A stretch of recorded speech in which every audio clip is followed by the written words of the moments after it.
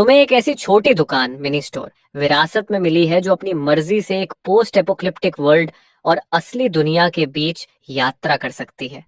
तुम्हें लगा था कि वहां पहुंचते ही zombies की भीड़ तुम्हें टुकड़े टुकड़े कर देगी, लेकिन उस छोटी दुकान के पास एब्सोल्यूट डिफेंस है।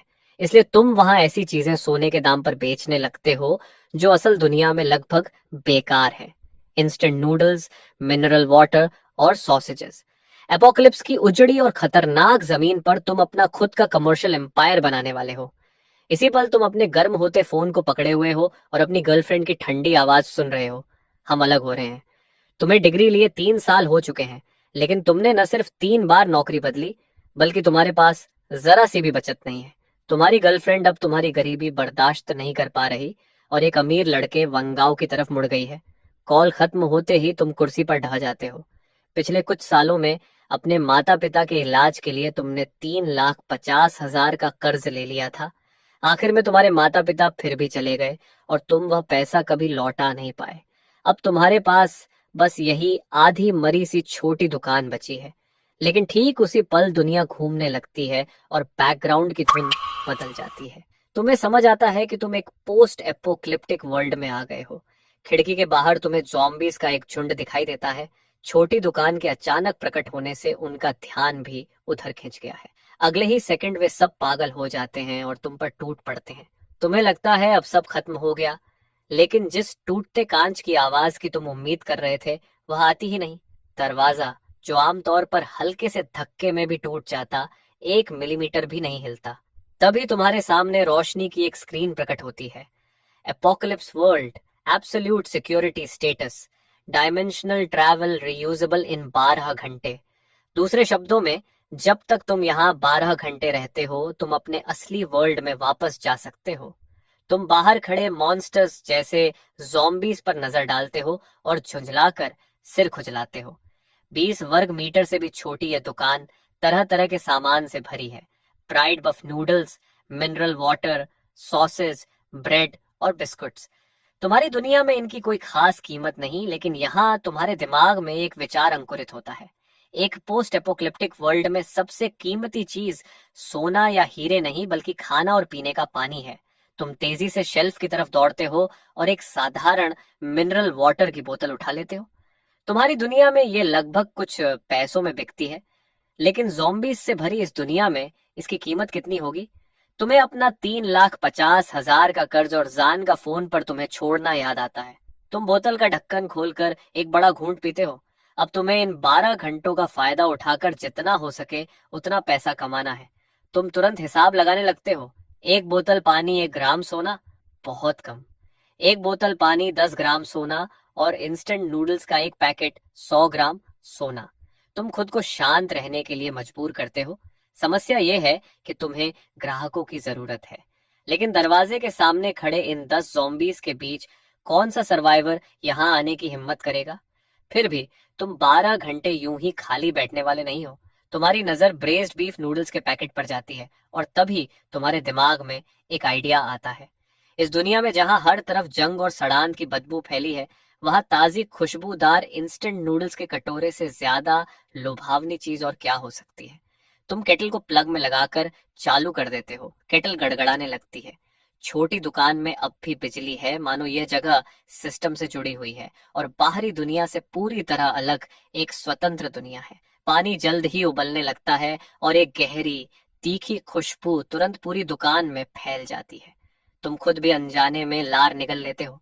लेकिन एक समस्या है, इस खुशबू को बाहर तक कैसे पहुंचाया जाए? दरवाजा तो तुम खोल ही नहीं सकते। तुम दुकान में चारों तरफ देखते हो और आखिरकार तुम्हारी नजर एक एग्जॉस्ट वेंट पर पड़ती है। नूडल्स की तेज खुशबू उस छोटे से पाइप से बाहर निकलकर मौत से भरी दुनिया की हवा में तैरने लगती है। समय धीरे धीरे बीतता रहता है। बाहर अब भी मौत जैसा सन्नाटा है। जब तुम्हारा धैर्य लगभग खत्म होने वाला होता है, तभी अचानक एक लौ उन 10 zombies को घेर लेती है। तुम खिड़की से सावधानी से देखते हो। वह एक महिला है। उसकी नजर इन खंडहरों के बीच अजीब लग रही इस दुकान को परखती है। वह कहती है, दिलचस्प। ऐसी जगह पर भी कोई दुकान चलाने की हिम्मत करता है। वह सीधे प्रवेश द्वार की तरफ बढ़ती है, लेकिन अगले ही सेकंड एक अदृश्य कांच की दीवार से टकरा जाती है। वह तुम्हारी तरफ देखती है और पूछती है, तुम भी एक अवेकंड हो? यही तुम्हारी शक्ति है? थोड़ी देर की चुप्पी के बाद वह कहती है, मेरा नाम यिंग है। वह एक छोटा फल उठाकर पूछती है, ये कितना है? तुम जवाब देते हो, सोना। वह हैरान होकर कहती है, हम किस जमाने में हैं? यहाँ कौन इस बेकार चीज का इस्तेमाल करता है? तुम शांत स्वर में कहते हो, यहाँ मैं सिर्फ सोना ही लेता हूँ। तुम्हारा आत्मविश्वास देखकर यिंग हाथ उठाती है और एक छोटी सी लौ तुम्हारे चेहरे की तरफ भेजती है, लेकिन जैसे ही वह बैरियर से टकराती है तुरंत गायब हो जाती है। तुम कहते हो, अब हम ठीक से बात कर सकते हैं। यिंग कहती है, ठीक है बॉस, ये इंस्टेंट नूडल्स का कटोरा कितने का है? तुम जवाब देते हो, कुछ खास नहीं, बस 100 ग्राम सोना। वह चौंक कर कहती है, 100 ग्राम? क्या तुम मुझे लूटना चाहते हो? भले ही अब सोने की कोई कीमत नहीं रही और कोई इसे चाहता नहीं, इसका मतलब ये नहीं कि ये हर गली में मिल जाता है। तुम शांत होकर कहते हो, खरीदना जरूरी नहीं है। इतना कहकर तुम उसे अनदेखा कर देते हो और अभी अभी बनाए हुए नूडल्स खाने लगते हो। नूडल्स को खींचकर खाने की आवाज बहुत तेज गूंजती है। यिंग अनजाने में निगलती है, उसका गला अपने आप हिलता है। उसे याद भी नहीं कि आखिरी बार उसने गर्म खाना कब खाया था। आमतौर पर वह बस कैंड फूड और एनर्जी बार्स से गुजारा करती है जो उसे कहीं कहीं मिल जाती है। वह खाना बस उसे जिंदा रखता है, उसमें जरा सा भी स्वाद नहीं होता। उसी समय उसका पेट हल्के से गुर्राता है। आवाज बहुत हल्की है, लेकिन इस गहरे सन्नाटे में वह किसी गरज की तरह गूंजती है। यिंग के गाल तुरंत लाल हो जाते हैं। तुम ऐसे दिखाते हो जैसे कुछ सुना ही नहीं और आराम से अपने स्वादिष्ट नूडल्स खाते रहते हो। वह झिझकते हुए कहती है, मेरे पास अभी इतना सोना नहीं है, क्या मैं बाद में भुगतान कर सकती हूँ? तुम ठंडे स्वर में कहते हो, ये दुकान उधार नहीं देती। तुम यहाँ दान करने नहीं आए हो और वैसे भी 12 घंटे बाद तुम इस दुनिया से चले जाओगे। कौन जाने वो फिर लौट कर पैसे दे भी पाएगी या नहीं। आखिर में तुम नूडल्स का आखिरी कौर निगलते हो और संतोष भरी डकार लेते हो। फिर तुम लापरवाही से शेल्फ से एक सॉसेज उठाते हो और हल्की सी उंगली की चटक से उसे हवा में उछाल देते हो, जैसे कोई आवारा बिल्ली को खाना फेंक रहा हो। सॉसेज हवा में एक परफेक्ट पैराबोला बनाते हुए उड़ता है और उसी पल यिंग का शरीर तुरंत सख्त हो जाता है। ये तो बिल्कुल साफ साफ अपमान था, लेकिन उसकी समझ उसे तुरंत सॉसेज उठाकर खाने के लिए कहती है। समय जैसे ठहर सा जाता है और लगभग 2.5 सेकंड बाद आखिरकार भूख उसकी इज्जत पर भारी पड़ जाती है। वह झुककर सॉसेज उठा लेता है और सिर्फ 3 कौर में ही उसे पूरी तरह खा जाता है। तुम शांत आवाज में कहते हो, इसे गुडविल समझ लो। इंस्टेंट नूडल्स का एक बाउल, एक 100 ग्राम सोना, सबके लिए सेम प्राइस। यिंग बस 2 शब्द कहता है, मेरा इंतजार करना, और तुरंत मुड़कर चला जाता है।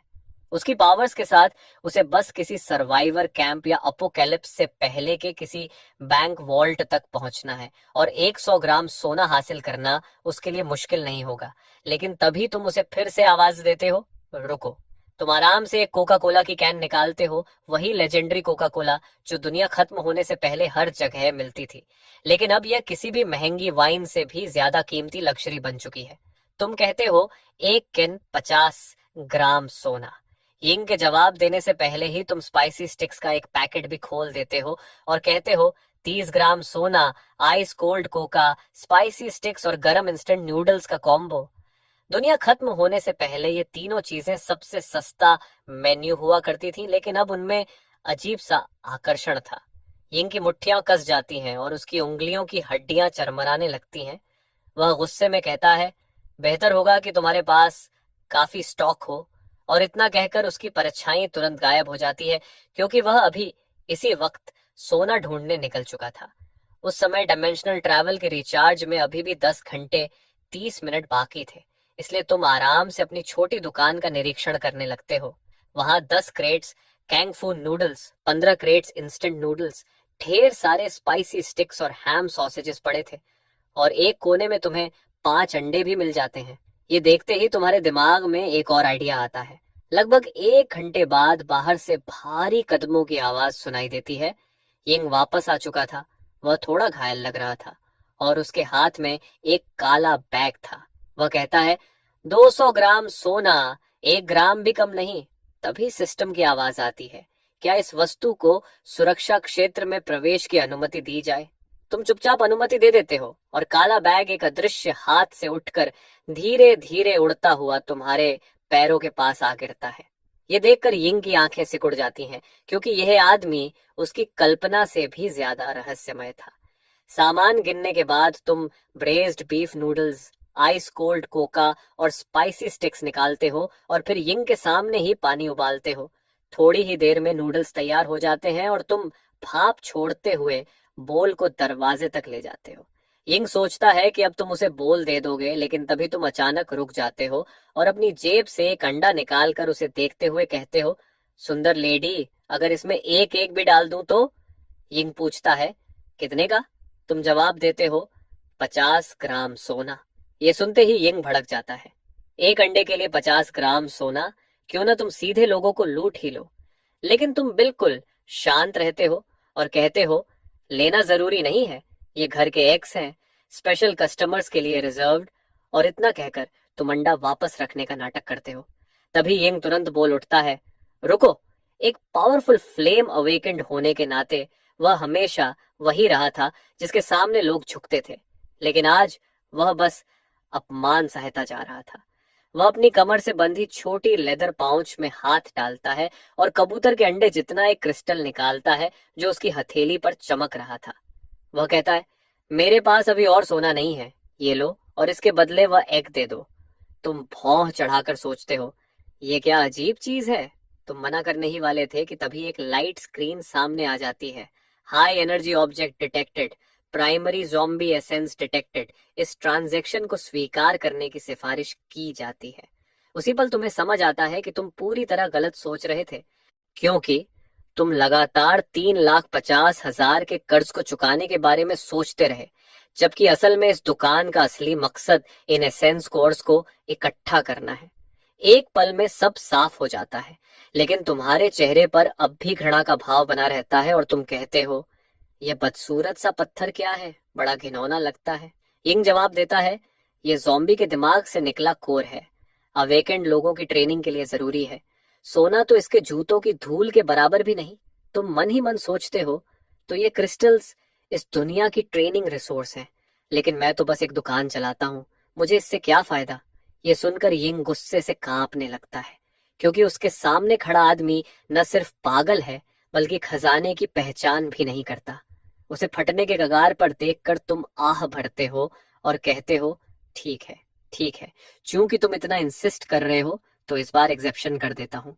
जैसे ही तुम ये कहते हो, तुम मन ही मन कोर लेने का सोचते हो और वह तुरंत यिंग की हथेली से गायब होकर तुम्हारी इन्वेंट्री में चला जाता है। तुमने उसे देखने की भी जरूरत नहीं समझी और लापरवाही से रख दिया।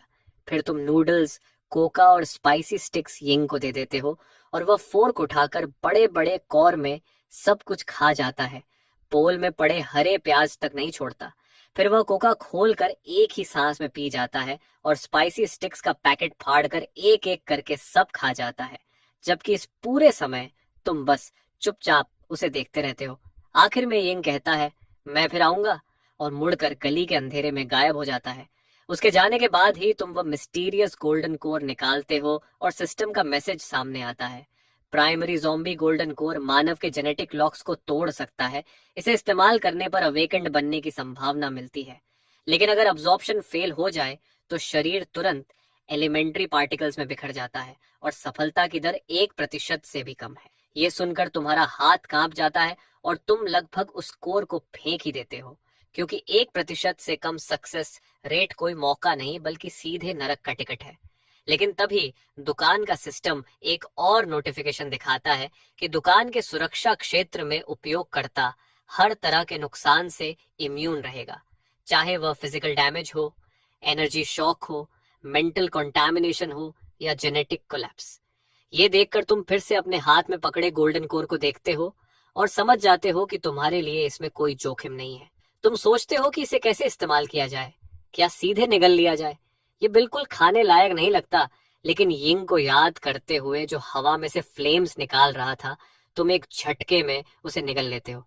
अगले ही पल असहनीय दर्द पूरे शरीर में फैल जाता है और तुम झींगे की तरह दोहरे हो जाते हो। मिनट दर मिनट समय बीतता है और आखिरकार वह भयानक दर्द गायब हो जाता है। उसकी जगह एक जबरदस्त शक्ति का एहसास तुम्हारे पूरे शरीर में फैल जाता है और तुम समझ जाते हो कि यही अवेकनेड बनने की ताकत है। कितनी भयानक शक्ति। फिर तुम यिंग की तरह वही पोज बनाकर खड़े हो जाते हो, फायर। लेकिन कुछ भी नहीं हुआ। तुम्हारी उंगलियों के सिरे पर जरा सी चिंगारी तक नहीं निकली। धत्तेरे की, क्या अवेकनिंग फेल हो गया? जितना ज्यादा तुम इसके बारे में सोचते गए उतना ही गुस्सा बढ़ता गया। तुमने बगल में रखी शेल्फ पर जोर से मुक्का मार दिया। अचानक शेल्फ और उस पर रखे सारे स्नैक्स पूरी तरह गायब हो गए। उसी पल तुम्हारी चेतना किसी दूसरे स्पेस से जुड़ गई। उस स्पेस के अंदर वही शेल्फ मौजूद थी जो अभी अभी गायब हुई थी। तुमने हाथ बढ़ाकर देखने की कोशिश की और गायब हुई शेल्फ तुरंत अपनी जगह वापस आ गई। तभी सिस्टम ने एक नोटिफिकेशन भेजा, दूसरी अवेकनिंग सफल, नई क्षमता प्राप्त, डायमेंशनल वेयरहाउस। ये स्पेस टाइम को अलग करके रख सकता है। सोच के जरिए स्टोरेज और रिट्रीवल संभव है। मौजूदा कैपेसिटी 1 घन मीटर। इसके बाद तुमने बार बार स्पाइसी स्टिक्स को प्रकट और गायब करके प्रैक्टिस करना शुरू कर दिया। प्रकट, गायब, प्रकट, गायब, और धीरे धीरे तुम अपने ही ख्यालों में खो गए।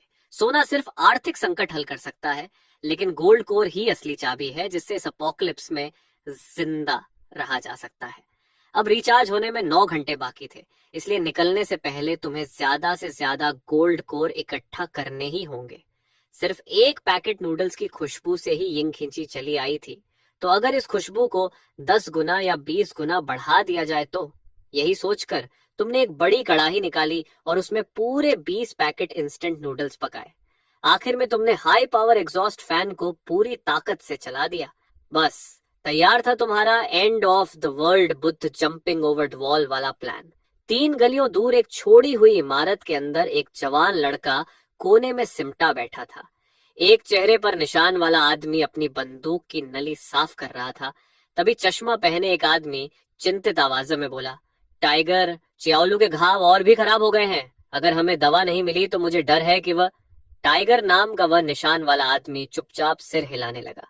इस इलाके का सारा खाना बहुत पहले ही लूट लिया गया था, और जहां तक दवाइयों की बात थी, इस दुनिया में वह ऐसी विलासिता थी जिसके बारे में सोचना भी मुश्किल था। लेकिन ठीक उसी समय एक बेहद ललचाने वाली खुशबू उनके पास तक पहुंच गई। टाइगर, बाहर कोई नूडल्स पका रहा है, चुप रहो। उसकी समझ जोर जोर से चिल्ला रही थी कि यह एक जाल है। अपोकैलिप्स के बीच जो भी इंसान इतनी खुलेआम खाना पकाने की हिम्मत करता है, वह या तो पागल होता है या फिर बेहद ताकतवर शिकारी। फिर भी इतने समय से भूख से तड़प रहा उसका शरीर जोर जोर से गुड़गुड़ाने लगा। उसे ढूंढो और खा लो। चश्मा पहने आदमी भी बेचैन हो गया। टाइगर, हमारे पास ज्यादा समय नहीं है। अगर देर हो गई तो हमें सूप भी नहीं मिलेगा। टाइगर अच्छी तरह जानता था कि अगर ऐसा ही चलता रहा तो वे तीनों आखिरकार भूख से मर जाएंगे। आखिर उसकी आंखों में एक दृढ़ चमक उभरी। वे कई गलियों को पार करते हुए आगे बढ़े और अंत में एक छोटी सी सुपर 8 के सामने पहुंचे। दरवाजे के ठीक सामने एक विशाल कढ़ाई रखी थी जिसमें इंस्टेंट नूडल्स और सैसेज उबल रहे थे, और तुम दरवाजे के फ्रेम से टिके आराम से खड़े थे। जाल? बिल्कुल जाल। तीनों ने मुश्किल से निगलते हुए लार रोकी, लेकिन आगे बढ़ने की हिम्मत नहीं हुई। तभी टाइगर ने देखा कि सड़क के दूसरी तरफ एक छोड़ी हुई गाड़ी के पीछे कोई आदमी छिपा हुआ है। उसने भी इस समूह को देख लिया था और जल्दी से उन्हें चुप रहने का इशारा किया। टाइगर ने ध्यान से चारों ओर देखा तो उसे और भी लोग छिपे हुए दिखे। पहली मंजिल की खिड़की पर बाईं तरफ कोई था। दाईं गली में कूड़ेदानों के पीछे धातु की चमक दिखाई दे रही थी। कम से कम 4 और समूह भी उसी खुशबू से खिंचे चले आए थे। और तुम दुकान के अंदर खड़े पहले से जानते थे कि काफी लोग इकट्ठा हो चुके हैं। तुमने आराम से कहा, काफी देर से देख रहे हो, भूख नहीं लगी? तुम्हारी आवाज ज्यादा तेज नहीं थी, फिर भी हर छिपे हुए आदमी के कानों तक साफ पहुंच गई। लेकिन कोई जवाब नहीं आया। तुमने कड़ाही से सॉसेज का एक टुकड़ा निकाला और मुंह में डालते हुए कहा, मैं खुला हूं, आराम से व्यापार करते हैं। मेरे पास नूडल्स, पानी और सॉसेजेस हैं, हिस्से भी बड़े हैं, पेट भर जाएगा। छोड़ी हुई गाड़ी के पीछे छिपा आदमी आखिर खुद को रोक नहीं पाया। पेमेंट कैसे करेंगे? तुमने शांत स्वर में कहा, गोल्ड कोर या गोल्ड बॉक्सेस। ये सुनकर सब चौंक गए। गोल्ड बॉक्सेस समझ में आते थे, वह एक सुरक्षित मुद्रा थी, लेकिन इस पोस्ट एपोक्लिप्टिक दुनिया में सोने की कीमत स्टील की प्लेट से भी कम रह गई थी। तभी कूड़ेदानों के पीछे से गुस्से भरी आवाज आई, ये हमसे मजाक कर रहा है। इस लड़के का कोई व्यापार करने का इरादा नहीं है। चलो सब मिलकर इसे खत्म कर देते हैं और कड़ाही की चीजें बांट लेते हैं। ये सुनते ही माहौल और अजीब हो गया। सब तेजी से सोचने लगे, लेकिन तुमने सिर तक नहीं उठाया और आराम से नूडल्स खाते रहे। फिर तुमने कहा, कोशिश कर सकते हो, लेकिन याद रखो, जो हमला करेगा वह व्यापार का हक खो देगा। वह बस दूसरों को खाते पीते देखता रहेगा। कूड़ेदानों के पीछे वाला आदमी अब खुद को रोक नहीं पाया। मैं इन बेवकूफियों पर विश्वास नहीं करता। उसने पंप एक्शन शॉटगन निकाल ली। उसके पीछे से दो और आदमी निकल आए, जिनके हाथों में माचेते और लोहे की छड़ें थीं। सब लोग इंतजार कर रहे थे कि कोई पहला कदम उठाए, ताकि देख सकें कि तुम असल में क्या कर सकते हो। उस आदमी ने एक पल भी नहीं सोचा और ट्रिगर दबा दिया। लेकिन गोली जैसे ही सुपर 8 से करीब 2.5 मीटर दूर पहुंची, वह किसी अदृश्य दीवार से टकरा गई। शुरू से अंत तक तुमने पलक तक नहीं झपकाई, बल्कि आराम से एक और सॉसेज निकालकर मुंह में डाल ली। पूरे इलाके में अजीब सा मौत जैसा सन्नाटा छा गया। माचेते और लोहे की छड़ पकड़े उसके दोनों साथी भी वहीं जमकर खड़े रह गए। तभी छोड़ी हुई गाड़ी के पीछे वाला आदमी कुछ समझता हुआ लगा। उसने सोचा, अगर फिजिकल अटैक काम नहीं करता तो नॉन फिजिकल अटैक का क्या होगा। उसकी हथेली में एक अदृश्य तरंग जमा होने लगी। आंखों से दिखाई न देने वाली मानसिक शक्ति तुम्हारी तरफ छोड़ी गई। ये उसकी साइकिक पेनिट्रेशन शक्ति थी। लेकिन जब वह मानसिक हमला सुपर 8 तक पहुंचा, तो तुम्हारे कपड़ों की एक सिलवट तक नहीं हिली। अब सब समझ चुके थे, तुम्हारी दुकान के अंदर तुम अजय हो। टाइगर की पीठ ठंडे पसीने से भीग चुकी थी और उसे बेहद राहत महसूस हुई कि उसने जल्दबाजी में कोई कदम नहीं उठाया। तुमने आखिर नूडल्स खत्म किए और नजर कूड़ेदानों के पीछे वाले आदमी पर टिकाई। मैं पहले ही कह चुका हूं, जो हमला करेगा वह व्यापार का हक खो देगा। क्या कोई और कोशिश करना चाहता है? आसपास फिर से मौत जैसा सन्नाटा छा गया।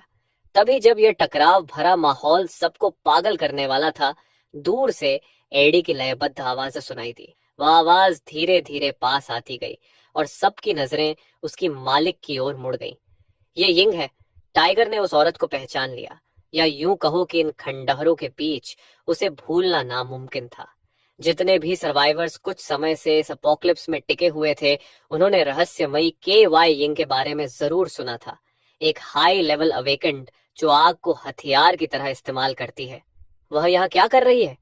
यिंग ने चारों तरफ देखते हुए कहा, काफी शोर मचा रखा है तुम लोगों ने। हमेशा कुछ गर्म दिमाग वाले होते हैं जो बात नहीं सुनते। मैं तुम सबको सलाह देती हूँ कि अपने बुरे इरादे समेट लो, और तुम्हारे हाथों में जो कबाड़ पकड़ा है उसकी तो बात ही मत करो।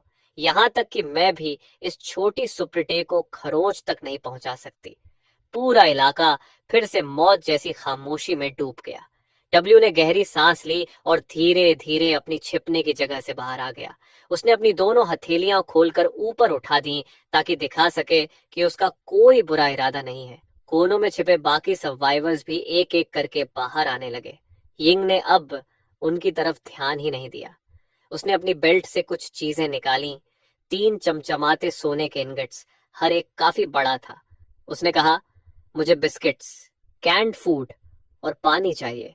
ऐसा खाना जो आसानी से ले जाया जा सके और लंबे समय तक रखा जा सके।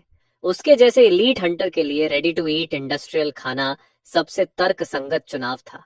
तुम्हें भी समझदार लोगों के साथ व्यापार करना पसंद था। तुमने जल्दी से कंप्रेस्ड बिस्किट्स, कैनड मीट और बॉटल्ड वाटर निकाल दिए। सौदा आसानी से हो गया। सबकी आंखों के सामने यिंग ने खाना उठाया, मुड़ी और अंधेरे में गायब हो गई। फिर सबकी निगाहें दोबारा तुम्हारी तरफ मुड़ गईं। इस बार उनमें न शक था न दुश्मनी, सिर्फ शुद्ध इच्छा। तुमने कहा, अब तुम्हारी बारी है। नियम समझ गए हो ना? गोल्ड या कोरस के बदले खाना, लेकिन इनके लिए नहीं। ये कहते हुए तुमने उन 3 आदमियों की तरफ इशारा किया जिन्होंने पहले हमला किया था। वह आदमी अब और सहन नहीं कर पाया। वह रेंगता हुआ तुम्हारे पैरों में गिर पड़ा। बॉस, मुझसे गलती हो गई, सच में गलती हो गई। प्लीज मुझे कुछ खाने को दे दो, कम से कम सूप की एक घूंट ही सही। उसके पीछे उसके दोनों साथी भी घुटनों के बल गिरकर दया की भीख मांगने लगे। आसपास के सर्वाइवर्स के चेहरों पर कोई दया नहीं थी। बस ये राहत थी कि उन्होंने जल्दबाजी में हमला नहीं किया। तुमने ठंडे स्वर में कहा, मैंने कहा था, जो हमला करेगा वह अपना अधिकार खो देगा। इसके बाद तुमने उन्हें पूरी तरह नजरअंदाज कर दिया। तुम्हारी नजर भीड़ पर घूमी। और कौन एक्सचेंज करना चाहता है? तभी डब्ल्यू ने एक गोल्ड कोर निकाला और तुम्हें दिखाया। बस तुम्हारे ख्याल से वह कोर हवा में उछलकर सीधा तुम्हारी जेब में जा गिरा। तुमने एक शब्द भी नहीं कहा। तुम मुड़े और 3 बड़े कटोरे निकाले जो नूडल्स और सॉसेजेस से भरे हुए थे। जैसे ही डब्ल्यू ने कटोरा हाथ में लिया, उसने ऐसी गर्माहट महसूस की जो उसने बहुत समय से नहीं महसूस की थी। तीनों आदमी तुरंत अपने कटोरे में मुंह डालकर जोर जोर से नूडल्स खाने लगे। एक के शुरू करते ही बाकी लोग भी खुद को रोक नहीं पाए। बॉस, मैं भी एक्सचेंज करना चाहता हूँ। मैं भी, मेरे पास गोल्ड कोर है। यहाँ तक कि वह आदमी जिसने पहले तुम पर हमला किया था, वह भी धीरे से आगे आया। उसने चुपचाप एक गोल्ड कोर निकाला। आंख उठाकर देखने की भी हिम्मत नहीं हुई। तुमने उसका पेमेंट स्वीकार किया और बिना किसी भाव के उसे भी एक कटोरा दे दिया। एक बार जब व्यापार की धारा खुल जाती है तो उसे बंद करना मुश्किल होता है। किसी ने सोने के गहने निकाले, किसी ने अलग अलग साइज के गोल्ड कोर्स। जल्द ही तुम्हारे काउंटर के नीचे दर्जनों कोर्स जमा हो गए और बड़ी कड़ाही के नूडल्स धीरे धीरे खत्म होने लगे। लेकिन उसी समय पहले वाले 3 आदमी पूरी तरह निराशा में डूब गए। उनमें से एक अचानक चिल्लाया, अगर हमें नहीं मिलेगा तो किसी को भी नहीं मिलेगा। वह तुरंत एक कमजोर दिखने वाले सर्वाइवर पर टूट पड़ा। नूडल्स और सूप जमीन पर फैल गए। जो लोग खा रहे थे वे सब रुक गए और उस आदमी को बर्फ जैसी ठंडी और गुस्से भरी नजरों से घूरने लगे जिसने नियम तोड़ा था। तुमने भी नूडल्स परोसना बंद कर दिया और यह तमाशा देखने लगे। तभी अचानक आग की एक चमक कौंधी। वह आदमी चीखने का मौका भी नहीं पा सका। उसका पूरा शरीर एक मुट्ठी राख में बदल गया। उसके दोनों साथियों का भी वही हाल हुआ। सब कुछ सिर्फ 3 सेकंड में खत्म हो गया। एक पल में तीनों आदमी पूरी तरह गायब हो गए। यिंग धीरे धीरे अंधेरे से बाहर आई और बोली, मुझे नियम तोड़ने वाले लोग बिल्कुल पसंद नहीं। तुमने फ्रिज से कोका कोला की एक कैन निकाली और यिंग की तरफ उछाल दी। तुमने कुछ नहीं कहा और फिर से कड़ाही में नूडल्स चलाने लगे। व्यापार पूरी तरह शांत और व्यवस्थित तरीके से चलता रहा। टबी और उसके दोनों साथी अपना नूडल्स खत्म कर चुके थे, यहाँ तक कि उन्होंने सूप की एक बूंद भी नहीं छोड़ी। खंडहरों के हर कोने से लोग आते रहे। सुपर 80 की शेल्फ आश्चर्यजनक गति से खाली होती गई। कोई कीमत की शिकायत नहीं कर रहा था और कोई समस्या भी नहीं खड़ी कर रहा था। आखिरकार तुमने दुकान का सारा सामान बेच दिया। यिंग खाली कोका कोला कैन फेंकते हुए तुम्हारे पास आई और बोली, अब तो तुम काफी अमीर हो गए हो। पता नहीं अगली बार कब लौटोगे। उसने तुम्हें गहरी नजर से देखा, फिर मुड़ी और अंधेरे में गायब हो गई। जब सब लोग चले गए तो पूरा इलाका फिर से शांत हो गया। बस एक ख्याल से तुमने अपना डायमेंशनल वेयरहाउस खोल दिया। अंदर रखा सोना 100 किलो से भी ज्यादा हो चुका था और कुल 33 गोल्ड कोर्स भी थे। गोल्ड कोर निगलने पर भयानक दर्द होता है, लेकिन तुमने एक पल भी नहीं सोचा और सभी कोर्स एक साथ निगल लिए। इस बार दर्द से ज्यादा एक अकल्पनीय ऊर्जा का तूफान उमड़ा। अगर तुम सुपर 80 के अंदर नहीं होते तो ये ऊर्जा शायद तुम्हें तुरंत चिथड़े चिथड़े कर देती। भयंकर दर्द के बीच तुमने आखिरी बूंद तक उस ऊर्जा को एब्जॉर्ब कर लिया। जब तुमने दोबारा आंखें खोली तो छत पर उड़ते हुए एक कीड़ा दिखाई दिया। जो पंख पहले बहुत तेज लगते थे, अब असामान्य रूप से धीमे लग रहे थे। दरवाजे के पीछे जॉम्बीज की गुर्राहट सुनाई दे रही थी और हवा में खून और गीली मिट्टी की गंध साफ महसूस हो रही थी। तुम्हारी इंद्रियां अविश्वसनीय स्तर तक तेज हो चुकी थीं। तुमने पास की शेल्फ की तरफ हवा में पकड़ने जैसा इशारा किया। हल्की सी कंपन के बाद शेल्फ धीरे धीरे हवा में उठने लगी। ये डायमेंशनल वेयरहाउस की शक्ति नहीं थी, बल्कि टेलीकिनेसिस थी। तुमने तुरंत अवेकेंड सिस्टम की स्क्रीन खोली। डायमेंशनल वेयरहाउस, मौजूदा कैपेसिटी 1000 क्यूबिक मीटर, नई अवेकेंड एबिलिटी टेलीकिनेटिक कंट्रोल जो 50 किलो से कम वजन की चीजों को दूर से नियंत्रित कर सकती है। यानी तुमने दूसरी क्षमता भी जागृत कर ली थी। इसके बाद तुम शांति से काउंटडाउन खत्म होने का इंतजार करने लगे। जैसे ही स्पेस में डिस्टॉर्शन की वही अनुभूति वापस आई, तुम अपने असली दुनिया में लौट आए। जंग और सड़ांध की अजीब गंध गायब हो चुकी थी। उसकी जगह मिट्टी और घास की ताजा खुशबू थी। सिस्टम ने सूचना दी, dimensional traversal complete, current world Earth. अगली ट्रेवर्सल से पहले का समय 12 घंटे। अभी सूरज भी नहीं उगा था। तुम अपने फोल्डिंग बेड पर वापस लौटे और कुछ घंटे सो गए। सुबह 9 बजे तुम एंटीक मार्केट की एक पुरानी दुकान पर पहुंचे। बॉस, क्या आप सोना खरीदते हैं? दुकानदार ने पूछा। कितनी प्यूरिटी है और ये कहाँ से आया है? तुमने कोई जवाब नहीं दिया और सीधे एक गोल्ड इंगट निकालकर मेज पर रख दिया। धातु के टकराने की भारी आवाज सुनते ही दुकानदार सीधा खड़ा हो गया। उसने लगभग 10 मिनट तक उन इंगॉट्स को ध्यान से जांचा, फिर सिर उठाकर बोला, माल अच्छा है, एक ही दाम 5,800। तुमने कहा, 7 लाख दोस्त, ये दाम बहुत ज्यादा है। मैं भी रिस्क ले रहा हूं और कुछ लोगों को हिस्सा भी देना पड़ता है। 7 लाख की पेशकश सुनकर दुकानदार लगभग आधा मिनट चुप रहा। फिर तुम्हारे अकाउंट में 7 लाख का ट्रांसफर आ गया। एंटीक मार्केट से बाहर निकलते ही तुमने तुरंत अपने क्रेडिटर को फोन किया। उधर से आवाज आई, हाँ कौन है? तुमने कहा, चाओगो बोल रहा हूं, मेरा नंबर याद है? वह बोला, तो पैसे का इंतजाम हो गया? तुमने जवाब दिया, हाँ। उसने कहा, सिटी के वेस्ट में अबैंडन्ड सीमेंट फैक्ट्री नंबर 3, दोपहर 3 बजे पैसे लेकर आना और अकेले आना। 3 बजे सीमेंट फैक्ट्री में ब्याव खड़ा था और उसके पीछे उसके 7 से 8 आदमी थे। वह हंसते हुए बोला, तू सच में अकेला आने की हिम्मत कर गया? तुमने कहा, पैसे और प्रोमिसरी नोट निकाल। ब्याव चौड़ी मुस्कान के साथ बोला, आजकल कीमतें बहुत बढ़ गई हैं, मेरे लोगों को भी खाना पड़ता है। उसने 5 उंगलियां चुठाई। 5 लाख? तब मैं तेरे सामने ही प्रोमिसरी नोट जला दूंगा। तुम्हें नियम न मानने वाले लोग बिल्कुल पसंद नहीं थे। तुमने शांत आवाज में कहा, मैं 3,50,000 लौटाने वाला था, लेकिन अब सिर्फ 2 लाख दूंगा। तुम्हारी आवाज ऊंची नहीं थी, लेकिन वहां मौजूद हर आदमी ने साफ सुन लिया। ब्याव का चेहरा जम गया। उसे अपने कानों पर विश्वास नहीं हुआ। उसने पूछा, तूने कितने कहा? तुमने दोहराया, 2 लाख, 1 पैसा ज्यादा नहीं। तभी उसके एक आदमी ने चिल्लाकर कहा, इस कमीने को खत्म कर देता हूं। उसने लोहे की रॉड उठाकर तुम्हारे सिर पर वार किया, लेकिन जो होना चाहिए था वह नहीं हुआ। रॉड तुम्हारे सिर से 10 सेंटीमीटर पहले ही रुक गई, क्योंकि तुमने उसे एक हाथ से आसानी से पकड़ लिया था। अगले ही पल वह आदमी ऐसे दूर जा गिरा जैसे किसी ट्रक ने टक्कर मार दी हो। सीमेंट फैक्ट्री में दर्द की चीखें गूंज उठी। ब्याव आखिरकार होश में आया और चिल्लाया, सब मिलकर हमला करो, इसे खत्म कर दो। लेकिन चाहे वे कितने भी थे, तुम्हारे कुछ ही वारों के सामने टिक नहीं पाए। कुछ ही सेकंड में कई गुंडे ब्याव के पैरों के पास पड़े कांप रहे थे, गुस्से से नहीं, डर से। ब्याव घबराकर बोला, रुक जाओ, पास मत आना, मेरे बॉस। उसने जल्दी से प्रॉमिसरी नोट का कागजों का पुलिंदा निकाल लिया। उसकी आंखों के सामने तुमने 2 लाख ट्रांसफर कर दिए। तुमने कहा, पहले 3,50,000 होने चाहिए थे, अब इसकी कीमत सिर्फ 2 लाख है। फिर तुमने प्रॉमिसरी नोट फाड़ दिया और वहां से चले गए। मामला खत्म हो चुका था। तुम्हारे पास इससे ज्यादा जरूरी काम थे। तुम यूज्ड कार मार्केट गए और थोड़ी ही देर बाद एक सेकंड हैंड वैन चलाते हुए शहर के सबसे बड़े फूड होलसेल मार्केट की तरफ निकल पड़े।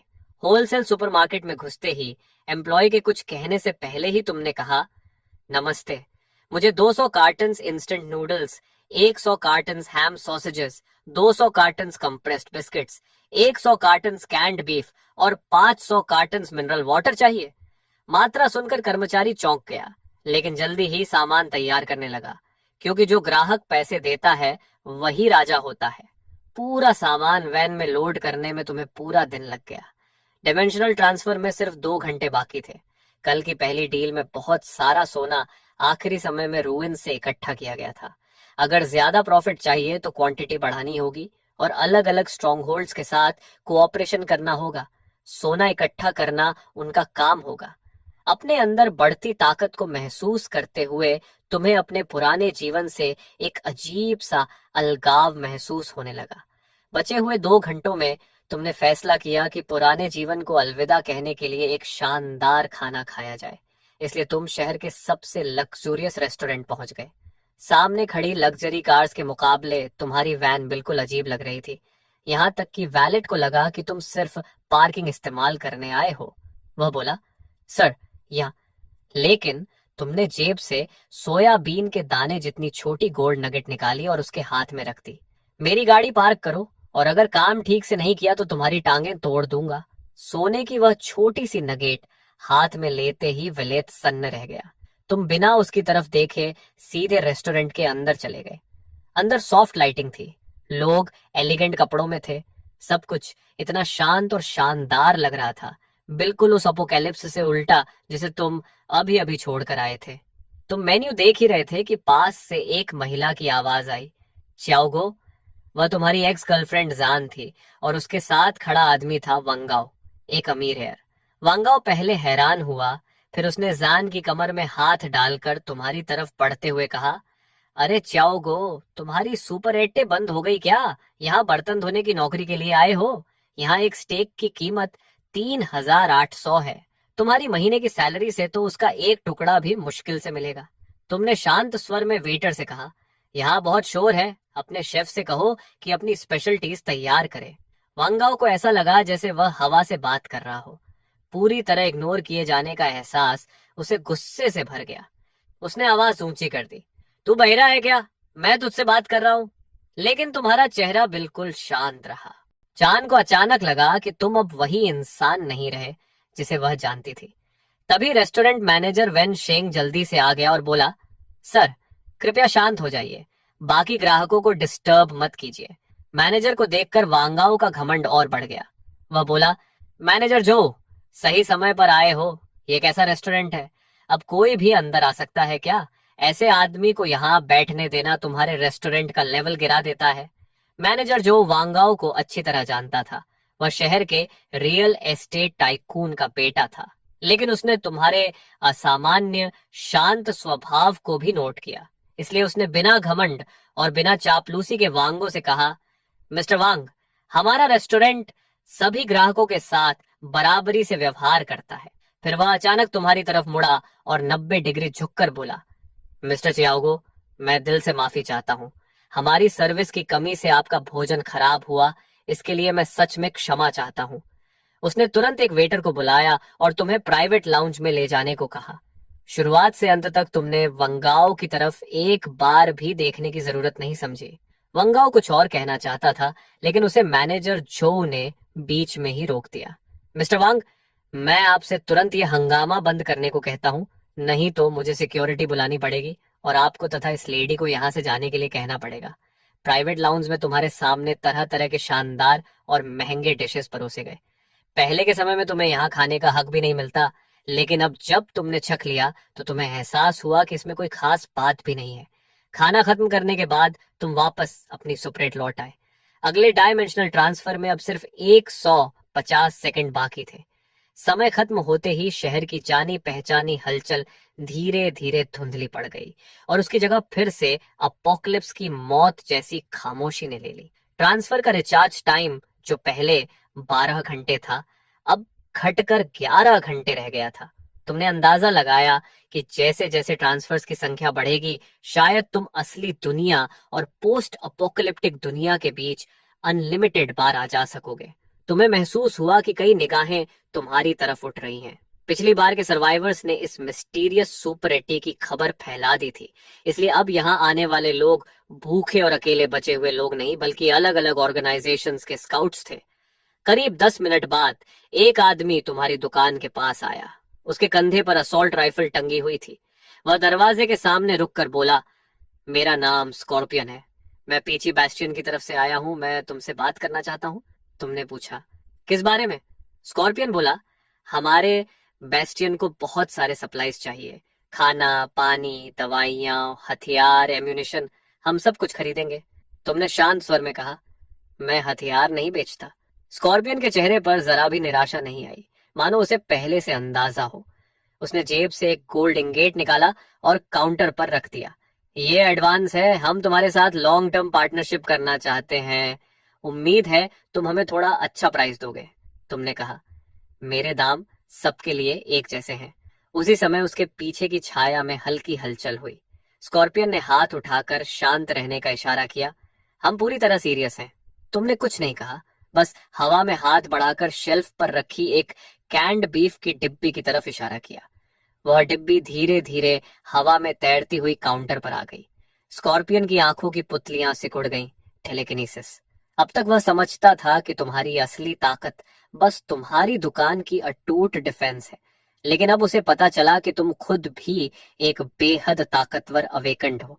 उसने कहा, एक गोल्ड इंगट के बदले एक पूरा क्रेट कैंड फूड, लेकिन हमें सही मात्रा जाननी होगी कि तुम्हारे पास कुल कितना सामान है। तुम हल्का सा हंसे, उंगलियां चटकाई और अचानक जमीन पर मिनरल वाटर की बोतलों का पहाड़ प्रकट हो गया। यह दृश्य देखकर स्कॉर्पियन का दिमाग लगभग 2 से 3 सेकंड के लिए ब्लैंक हो गया। तुमने फिर उंगलियां चटकाई और कंप्रेस्ड बिस्किट्स का एक और पहाड़ सामने आ गया। इस बार स्कॉर्पियन ने मुश्किल से लार निकली। उसे समझ आ गया कि तुम्हारे पास सिर्फ टेलीकाइनेसिस नहीं बल्कि स्पेशियल एबिलिटी भी है। उसने पूछा, कीमत क्या है? तुमने कहा, एक गोल्ड इनगोट में पूरा क्रेट कैंड फूड, लेकिन इतनी बड़ी क्वांटिटी तैयार करने में समय लगेगा। गोल्ड कॉइन्स से तुम शेल्फ पर रखे सामान को पीस बाय पीस खरीद सकते हो। अगर बड़ी क्वांटिटी चाहिए तो अलग तरह की कीमत चुकानी होगी। स्कॉर्पियन बोला, अफिनिटी को करेंसी की तरह इस्तेमाल नहीं किया जा सकता। यही अवेकंड की शक्ति का स्रोत है और हमारे बेस की नींव भी। तुमने कंधे उचकाए। वह तुम्हारी समस्या है, मेरी नहीं। इतना कहते ही दोनों सामान के पहाड़ अचानक गायब हो गए। इस पूरे सौदे का नियंत्रण हमेशा तुम्हारे हाथ में था। अगर स्कॉर्पियन यह डील स्वीकार नहीं करता तो बाकी बेसिस जरूर करेंगे और आखिर में पीची बैस्टियन खुद ही कमजोर होकर खत्म हो जाएगा। स्कॉर्पियन ने कहा, हमें एक एग्जैक्ट एक्सचेंज रेट चाहिए। तुमने कहा, एक गोल्ड इंगट और 10 गोल्ड कॉइन्स में पानी का क्रेट और बिस्किट्स का दाम उससे दुगुना। स्कॉर्पियन ने मुट्ठियां भींच ली। उसकी उंगलियों की हड्डियां तक चरमराने लगी। ये सिर्फ महंगा सौदा नहीं बल्कि खुली लूट जैसा था। उसने गहरी सांस ली और खुद को शांत करते हुए बोला, मुझे अपने लीडर को रिपोर्ट देनी होगी। इस गोल्ड इनगट को जानकारी की फीस समझ लो। तुमने सिर हिलाया और इनगॉट जेब में रख लिया। स्कॉर्पियन कुछ बोले बिना अंधेरे में लौट गया। तुम काउंटर के पीछे खड़े होकर पहले से साफ काउंटर को यूं ही पोंछने लगे। करीब 10 मिनट बाद फिर 3 परछाइयां सामने आईं। उनमें से एक मध्यम उम्र का आदमी था जिसने चश्मा पहना हुआ था। उसके पीछे 2 सैनिक खड़े थे। उसने कहा, नमस्ते, मेरा नाम जे है। लोग मुझे प्रोफेसर जे कहते हैं। मैं लाइट हाउस शेल्टर से आया हूँ। तुम चुपचाप उसे देखते रहे। वह बोला, इकोनॉमिक नजरिए से देखा जाए तो तुम्हारा यह बिजनेस मॉडल लंबे समय तक टिकाऊ नहीं है। अगर बेसिस इतना सोना खोते रहे तो वे आखिरकार कोलैप्स हो जाएंगे और तब तुम अपना सामान किसे बेचोगे? तुमने शांत स्वर में कहा, जो बचेगा उसकी कीमत और बढ़ जाएगी। प्रोफेसर जे के चेहरे की मुस्कान जम गई। उसने कहा, तुम्हें सिस्टम या फ्यूचर की कोई परवाह नहीं, क्योंकि कीमत तय करने की ताकत सिर्फ तुम्हारे पास है। तभी यिंग अंधेरे से बाहर आई। एक गोल्ड कॉइन काउंटर पर गिरा। तुमने बिना कुछ कहे सेल्फ हीटिंग राइस का एक डिब्बा, कैंड बीफ और 2 मिनरल वाटर की बोतलें रख दी। यिंग ने सामान उठाया और बिना कुछ बोले वापस अंधेरे में चली गई। पूरी ट्रांजैक्शन बिल्कुल खामोशी में हुई और प्रोफेसर जे का तथाकथित लॉजिकल एनालिसिस मजाक बनकर रह गया।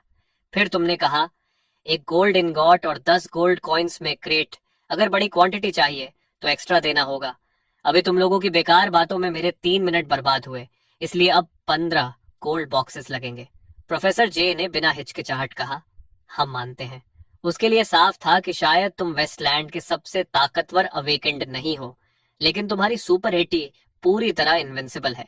उसने जेब से मिलिट्री कम्युनिकेटर निकाला और कहा, ल्यू, तुरंत 3 गोल्ड इनगट्स और 15 गोल्ड बॉक्सेस लेकर आओ। करीब 20 मिनट बाद दूर से इंजन की आवाज सुनाई दी। क्लैंग। 2 भारी मेटल क्रेट्स तुम्हारे सामने रखे गए। एक में गोल्ड इनगट्स भरे थे और दूसरे में 15 गोल्ड बॉक्सेस। तुमने भी दूसरी तरफ पानी के क्रेट्स फेंक दिए। सौदा पूरा होते ही अंधेरे से एक और आकृति उभरी। स्कॉर्पियन वापस आ गया था। इस बार उसके साथ 20 लोगों की पूरी टीम थी। लगभग इंस्टिंक्टिवली दोनों ग्रुप्स ने एक दूसरे पर हथियार तान दिए। स्कॉर्पियन बोला, हम वह सब लाए हैं जो तुमने मांगा था। कई क्रेट्स खोले गए। उनमें सिर्फ गोल्ड इनगट्स ही नहीं बल्कि 20 गोल्ड बॉक्सेस भी थी। ये तुम्हारे मांगे हुए से 10 ज्यादा हैं। इस सीधे जेस्चर से स्कॉर्पियन साफ साफ अपनी इंटेंशंस दिखा देता है। प्रोफेसर जे का चेहरा एकदम पीला पड़ जाता है, जैसे किसी लाश का हो। लगता है उसके लिए हालात ठीक नहीं है। वही पुराने अंदरूनी कॉन्फ्लिक्ट्स फिर से सामने आ गए हैं। तुम हाथ हिलाते हो और अपने डायमेंशनल वेयरहाउस से कंप्रेस्ड बिस्किट्स का एक ढेर और बीफ के कैंड बॉक्सेस की कुछ क्रेट्स बाहर निकालते हो। ये तुम्हारे लिए है। ये देखकर स्कॉर्पियन की सांस एक पल के लिए तेज हो जाती है। उसका दांव सच में काम कर गया। वह तुरंत गहराई से तुम्हारे सामने झुकता है, फिर मुड़कर प्रोफेसर जे की तरफ देखता है और कहता है, हम रॉक वाले यहाँ सिर्फ व्यापार करने आए हैं। हम झगड़ा नहीं चाहते, लेकिन अगर फेयर यहाँ लड़ना चाहता है तो हम चुनौती स्वीकार करने के लिए तैयार हैं। ये सुनते ही स्कॉर्पियन के आदमी एक साथ अपनी राइफल्स रेडी कर लेते हैं। फेयर का आदमी दांत भींचते हुए कुछ शब्द थूकता है। हम जा रहे हैं। तुम चुपचाप पूरा दृश्य देखते रहते हो। ये सब काफी इंटरेस्टिंग है। एक तरफ फेयर जो टेक्नोलॉजी और नॉलेज पर आधारित है, और दूसरी तरफ रॉक जो ताकत और डिसिप्लिन को मानता है। फेयर के जाने के बाद स्कॉर्पियन एक बार फिर तुम्हें झुककर सलाम करता है और जल्दी से वहां से चला जाता है। इन दो ट्रांजैक्शंस की वजह से तुम्हें फिर से 100 किलोग्राम सोना मिल चुका है। लेकिन यह सन्नाटा ज्यादा देर नहीं रहता। इस बार 3 अलग अलग दिशाओं से 3 कॉन्वॉय आ रहे हैं। हर तरफ से ज़ॉम्बीज की चीखें गूंजने लगती हैं और तीनों फैक्शंस लगभग एक ही समय पर आदेश देते हैं, लड़ाई के लिए तैयार हो जाओ। एक तरफ हेवी मशीन गन्स और असॉल्ट राइफल्स की गोलियों की बरसात शुरू हो जाती है। दूसरी तरफ अवेकेंड लोग आग के गोले और बर्फ के नुकीले स्पाइक्स फेंकते हैं। जब आखिरी ज़ॉम्बी को भी सिर में गोली मारकर गिरा दिया जाता है तो चौक पर थोड़ी देर के लिए फिर से शांति लौट आती है। तभी एक आदमी आगे बढ़कर कहता है, बॉस, हम टोमाहॉक वाले आपसे बात करना चाहते हैं। दूसरा आदमी कहता है, हम आर्क वाले भी पूरी सिंसियरिटी के साथ आए हैं। तुम शांत आवाज में कहते हो, लाइन में खड़े हो जाओ। टोमाहॉक इस डिस्ट्रिक्ट को असल में कंट्रोल करने वाले ग्रुप्स में से एक है, इसलिए उनका आदमी नाराज होकर कहता है, कब से हमें लाइन में खड़ा होना पड़ने लगा? बॉस, इसका क्या मतलब है? हम अच्छी नीयत से आए हैं। बाहर के ज़ॉम्बीज भी हमने ही साफ किए हैं। तुम ठंडे स्वर में जवाब देते हो, मैंने कहा लाइन में लगो। अगर टोमाहॉक के लोग रूल्स नहीं मानेंगे तो मैं तुम्हें कुछ भी नहीं बेचूंगा। वह आदमी कहता है, इस डिस्ट्रिक्ट में टोमाहॉक की रेपुटेशन है। हमारा दोस्त बनना तुम्हारे लिए बुरा नहीं होगा। तुम बिना भाव के जवाब देते हो, मेरे लिए एक दोस्त ज्यादा या कम होने से फर्क नहीं पड़ता। या तो रूल्स मानो या फिर चले जाओ। ये सुनकर वे कहते हैं, इससे हमारी इज्जत चली जाएगी। तभी एक गंजा विशालकाय आदमी जोर से सांस छोड़ता है, जैसे उसने कोई फैसला कर लिया हो। वह हाथ घुमाकर अपने आदमियों को आदेश देता है, माल लेकर आओ, आज पहले खरीदारी मैं करूंगा। टोमाहॉक के 2 सदस्य एक भारी मेटालिक क्रेट उठाकर आगे आते हैं। तुम तुरंत कहते हो, किसी ने रूल्स तोड़े हैं, ट्रांजैक्शन खत्म। इतना कहकर तुम हाथ हिलाते हो और सारी गुड्स वापस डायमेंशनल वेयरहाउस में रख देते हो। एक ही पल में पूरी शॉप खाली हो जाती है। बाकी 2 फैक्शंस गुस्से से उस गंजे कोलोसस को घूरने लगते हैं। वह गरज कर कहता है, मैं सोना और गोल्ड बॉक्सेस लेकर आया हूं तुम्हारा सम्मान करने, और तुम उसे ठुकरा रहे हो। इस डिस्ट्रिक्ट में जब टोमाहॉक बोलता है तो कोई मना नहीं करता। तुम खुद को क्या समझते हो? तुम ठंडे स्वर में कहते हो, मुझे भौंकने वाले कुत्ते पसंद नहीं। वह चिल्लाता है, फायर खोल दो, इस दुकान को मलबे में बदल दो। तुरंत गोलियों की बारिश सुपरटे पर होने लगती है, लेकिन सारी गोलियां एक अदृश्य शील्ड से टकराकर रुक जाती हैं। तुम घोषणा करते हो, आज से मैं टोमाहॉक को एक भी रिसोर्स नहीं बेचूंगा और तुम्हारे सिर पर 100 बीफ के कैनेट बॉक्स का इनाम रखता हूं। ये सुनते ही टोमाहॉक के सारे सदस्य जम जाते हैं। तुम बस हाथ हिलाते हो और जमीन पर 100 बीफ के कैंड बॉक्सेस का ढेर प्रकट हो जाता है। तुरंत सबकी नजरें उस गंजे कोलोसस की तरफ मुड़ जाती है। वह चिल्लाता है, तुम सब बगावत करना चाहते हो, मैं टोमाहॉक का नंबर 3 हूं। तभी आर्चे का आदमी बोलता है, इस फाइटर को हम ले लेंगे। रूचे का आदमी भी कहता है, हम भी। गंजा आदमी चिल्लाता है, तुम भी मुझे धोखा दोगे? उसके आदमी एक दूसरे को हिचकिचाहट भरी नजरों से देखने लगते हैं। कोई उसकी आंखों में देखने की हिम्मत नहीं करता। आखिर अपोकलिप्स की दुनिया में लॉयल्टी सबसे बेकार चीज होती है। अचानक एक तेज धार वाली प्लेट उसके सीने में घुस जाती है और हमला करने वाला कोई और नहीं बल्कि उसका अपना सेकंड होता है। वह हक्का बक्का होकर पूछता है, ये क्यों? उसका सेकंड बिना भाव के जवाब देता है, नंबर 3, भाइयों को भी खाना चाहिए। फिर वे सुपरेटी की तरफ मुड़ते हैं और कहते हैं, हमने उसे खत्म कर दिया, अब ये डील हमारी है। तुम शांत स्वर में कहते हो, मैंने कहा था कि मैं टोमाहॉक को कोई रिसोर्स नहीं बेचूंगा। तुम लोगों ने अपने ही नंबर 3 को मार दिया और आखिर में कुछ भी हासिल नहीं किया। अगर ये लोग अब टोमाहॉक के सदस्य नहीं हैं तो भी मैं टोमाहॉक से कोई व्यापार नहीं करूंगा। बाकी लोग इसमें शामिल नहीं हैं। तभी एक आदमी आगे बढ़कर कहता है, मेरा नाम बेलू है, मैं आर्ची शेल्टर का लॉजिस्टिक्स ऑफिसर हूँ और आर्ची की तरफ से मैं आपको आधिकारिक तौर पर हमारे साथ जुड़ने का निमंत्रण देता हूँ। रूच का आदमी भी कहता है, हम भी काबिल दोस्तों का स्वागत करते हैं। उधर टॉमाहॉक का सेकंड तेजी से सोचता है और कहता है, हम आर्क में शामिल होने के लिए तैयार हैं। उसके पीछे खड़े करीब 15 आदमी एक साथ हथियार नीचे कर देते हैं। तुम काउंटर पर टिके टिके आराम से हाथ उठाते हो और 100 बीफ के कैंड बॉक्सेस का पहाड़ सीधे उस सेकंड के सामने आ गिरता है। वह चालाकी से बेल्लू के पास जाता है और कहता है, सुपरवाइजर बेल्लू, आर्ची की प्रोटेक्शन के बदले हम ये कैंड बीफ आपको वेलकम गिफ्ट के तौर पर देना चाहते हैं। रूचे के सदस्य लालच भरी नजरों से देखते हैं, लेकिन कुछ करने की हिम्मत नहीं करते। अब कोई भी विरोध करने की हिम्मत नहीं करता। बेल्लू काउंटर के सामने लाइन में खड़ा हो जाता है और रूचे का आदमी शुचू भी चुपचाप उसके पीछे खड़ा हो जाता है। तुम पूछते हो, क्या चाहिए? बेलू कहता है, कंप्रेस्ड बिस्किट्स, पानी और इंस्टेंट नूडल्स। वह 2 क्रेट्स खोलता है जिनके अंदर 50 गोल्ड बार्स और 20 गोल्ड बॉक्सेस होते हैं। ट्रांजैक्शन खत्म होने के बाद भी वह तुरंत नहीं जाता और पूछता है, बॉस, क्या आप प्री ऑर्डर्स लेते हैं? तुम कहते हो, हाँ, क्या चाहिए? वह कहता है, एंटीबायोटिक्स और कोल्ड मेडिसिन जितना ज्यादा हो सके। तुम जवाब देते हो, वापस जाओ, एक लिस्ट बनाकर लाओ और पहले एडवांस दे देना, अगली बार मैं माल लेकर आऊंगा। इसके बाद रूचे के सुचो की बारी आती है। वह भी मेडिसिन प्री ऑर्डर करने के साथ साथ टोबैको और अल्कोहल भी मांगता है। जब ये ट्रांजैक्शंस खत्म हो जाते हैं तो कुछ अकेले लोग भी ट्रेड करने लगते हैं। कोई गोल्ड ज्वेलरी देता है, कोई छोटी गोल्ड बॉक्सेस।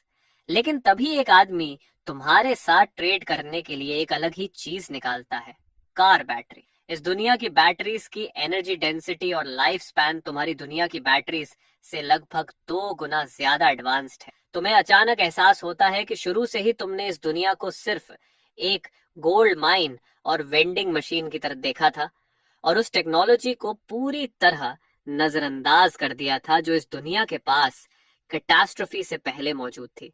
तुम मुड़ते हो और 2 पीसेस ब्रेड, एक बॉटल मिनरल वाटर और 2 सॉसेजेस बाहर निकालते हो। आसपास के सर्वाइवर्स यह देखकर पूरी तरह स्टन्ड रह जाते हैं। वे फुसफुसाते हैं, इतना सब दे रहा है? तुम कहते हो, अब से मैं इस तरह की बैटरी भी लूंगा। भीड़ के पीछे कुछ लोन वुल्फ्स चुपचाप एक घेरा बनाकर उस आदमी को घेर लेते हैं। वह आदमी अपने हाथों में भारी फूड कार्गो को कसकर पकड़े हुए है। उसका शरीर जोर जोर से कांप रहा है। उसके दिमाग में चल रहा है कि यह खाना उम्मीद नहीं बल्कि मौत का संकेत भी हो सकता है। तुम ठंडे स्वर में कहते हो, मुझे उससे एक सवाल पूछना है। अगर किसी ने जरा भी हरकत की तो मैं उसकी सिर के बदले कुछ और कैंड बीफ के क्रेट्स देने में बिल्कुल हिचकिचाऊंगा नहीं। ये सुनते ही भीड़ और वे लोन वुल्फ्स सब वहीं जम जाते हैं। आखिर टोमाहॉक का नंबर 3 अभी भी ज्यादा दूर नहीं पड़ा है। तुम पूछते हो, तुम्हारा नाम क्या है? वह जवाब देता है, जोयुआन। तुम फिर पूछते हो, ये बैटरी कहाँ से आई? वह कहता है, टियंग टेक्नोलॉजी पार्क से। मैं टियंग टेक्नोलॉजी में बैटरी इंजीनियर था। ये बैटरी लेन चेन मॉडल है। ये हमारी कंपनी का फ्लैगशिप प्रोडक्ट है।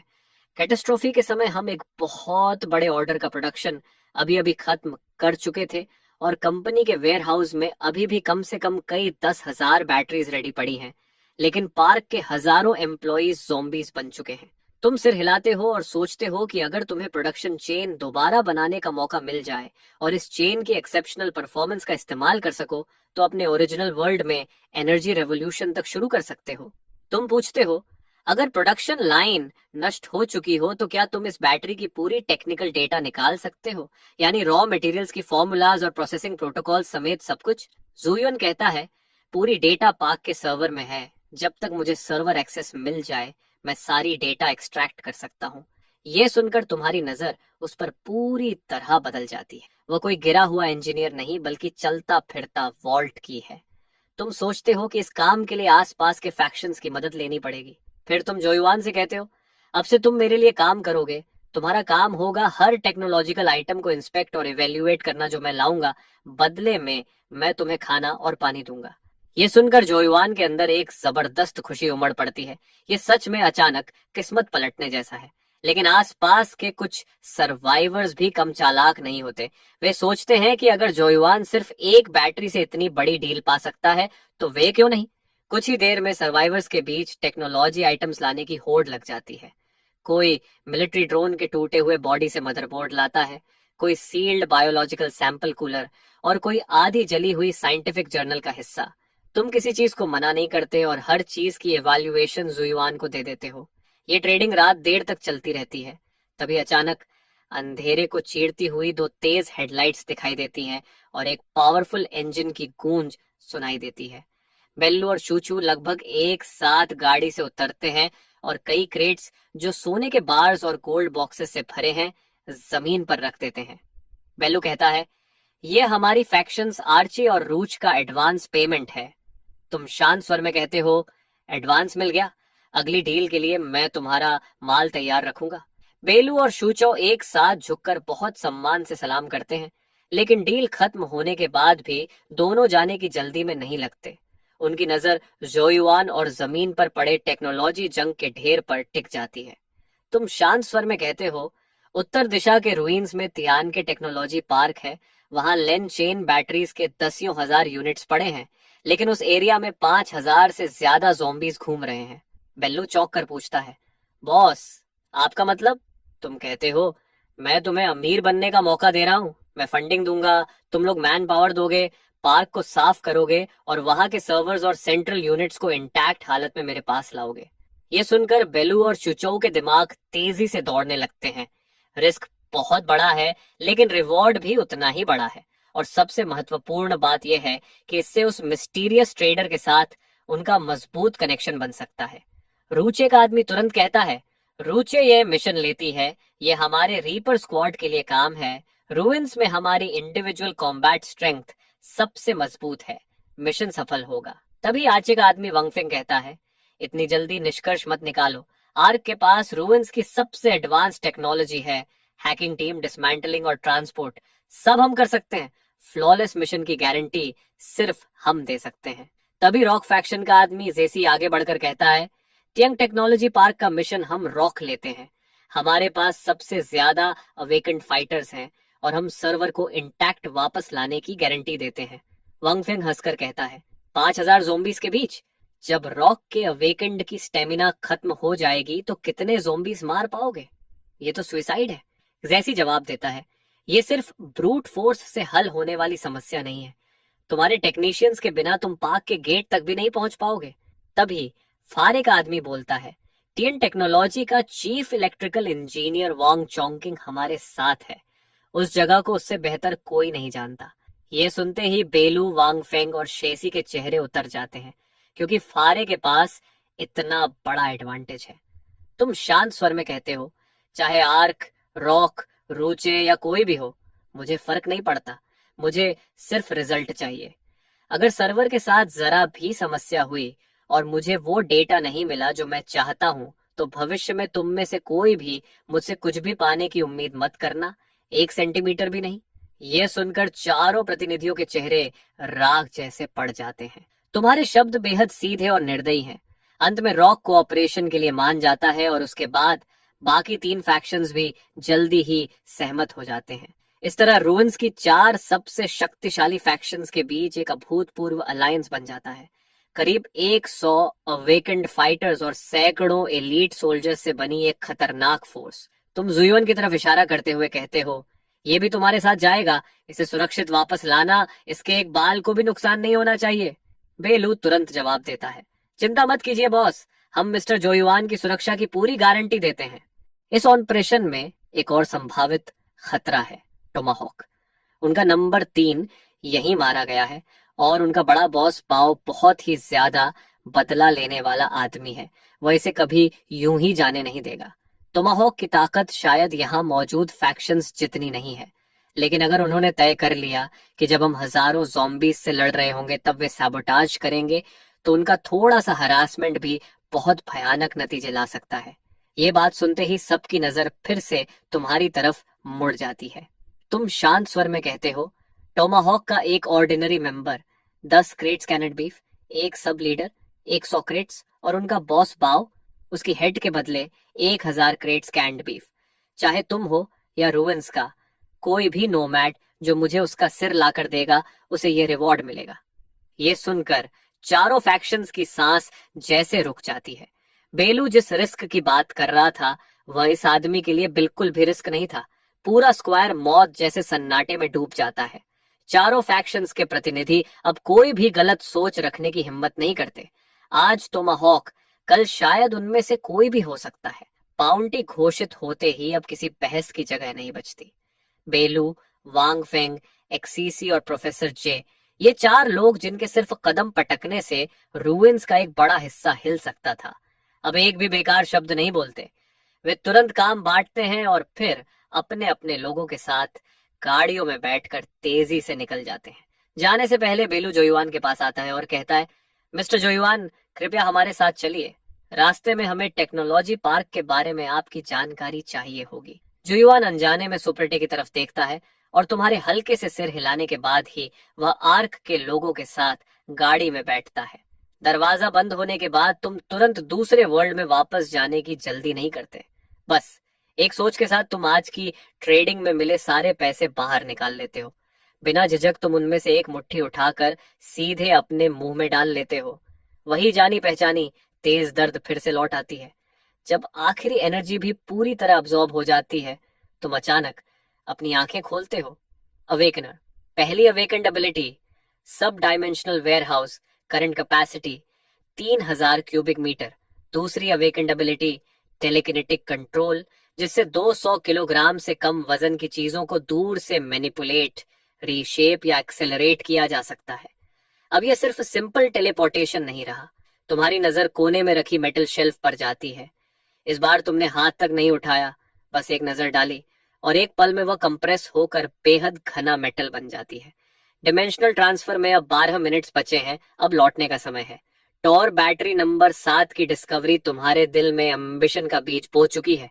अब तुम सिर्फ इंटर डिमेंशनल ट्रेडर बनकर नहीं रहना चाहते, तुम इस मॉडर्न और सुरक्षित दुनिया में अपना खुद का बिजनेस एम्पायर बनाना चाहते हो। ये सैकड़ों टन गोल्ड जल्द से जल्द लिक्विडिटी में बदलना होगा, लेकिन इतनी बड़ी क्वांटिटी को नॉर्मल चैनल से बेचना बिल्कुल असंभव है। तभी तुम्हें एक नाम याद आता है, तुम्हारा कजन भी आगे। वह थोड़ा शेडी आदमी है और शहर के ग्रे मार्केट में उसके जरूर कॉन्टैक्ट्स होंगे। अगर वो मिडलमैन बने तो अभी के लिए यही सबसे सुरक्षित और असरदार तरीका है। फंड्स मिलते ही तुम्हें पागलों की तरह सप्लाईज जमा करनी होंगी। 3000 मीटर क्यूब वेयरहाउस और सुपर 8 दोनों को पूरी तरह भरना होगा और फिर एक टेक्नोलॉजी कंपनी बनानी होगी ताकि टियंग टेक्नोलॉजी पार्क से मिलने वाली टेक्निकल डेटा को रिसीव करने के लिए स्ट्रक्चर तैयार रहे। तुम्हारी प्लान पूरी तरह साफ है। हर कदम तुम्हें उस विशाल लक्ष्य के करीब ले जा रहा है।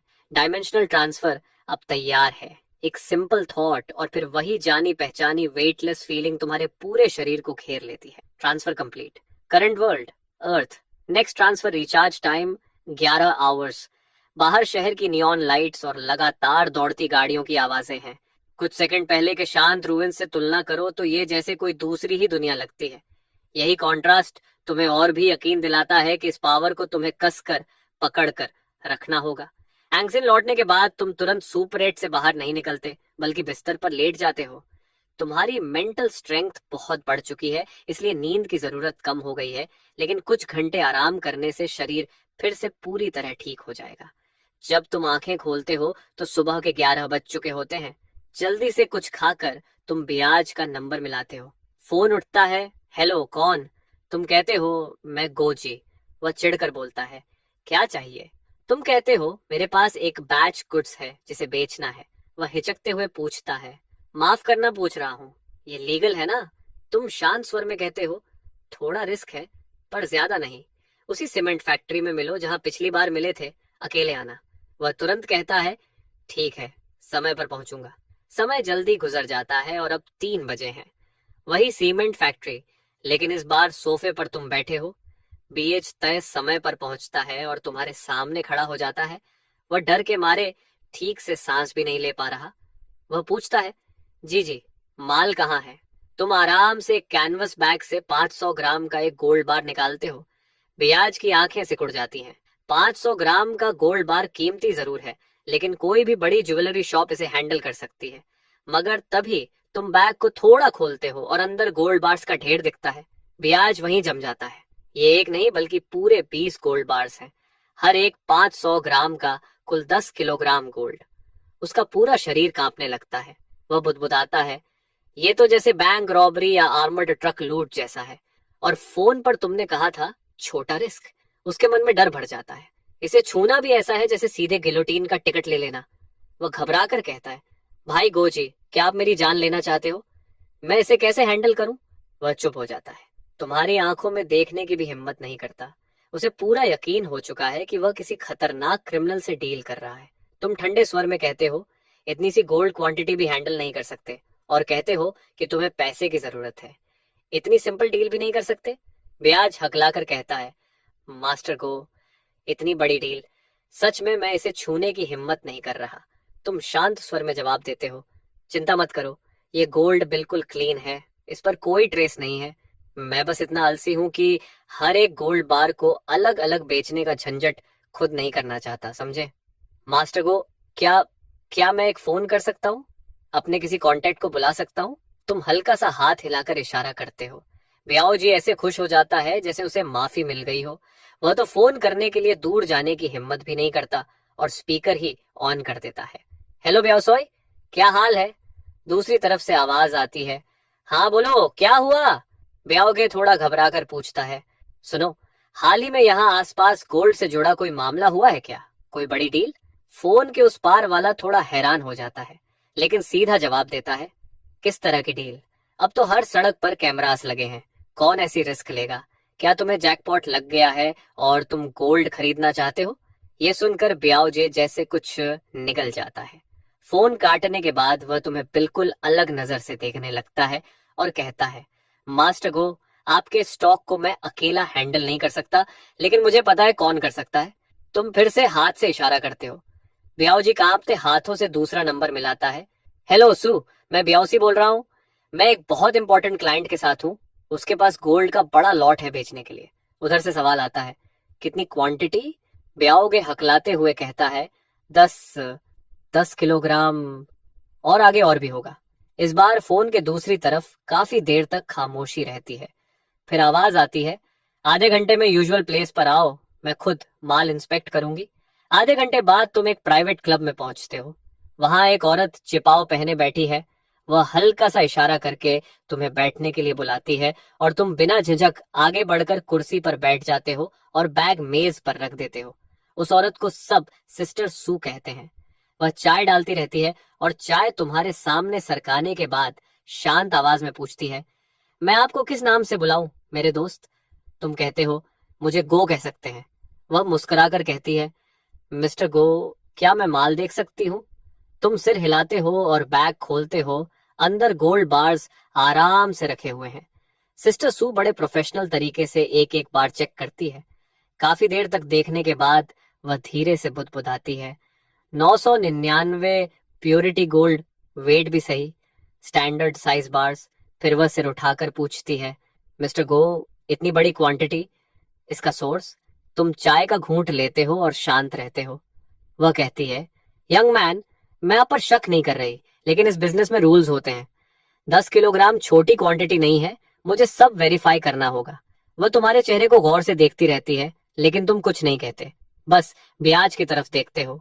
ब्याज तुरंत समझ जाता है और जल्दी से कमरे से निकल जाता है। तब तुम बैग से एक गोल्ड बार निकालते हो और सिस्टर सू के सामने उसे हल्के से दबाते हो, और वह बार तुम्हारे हाथ में ऐसे मुड़ जाता है जैसे मिट्टी हो।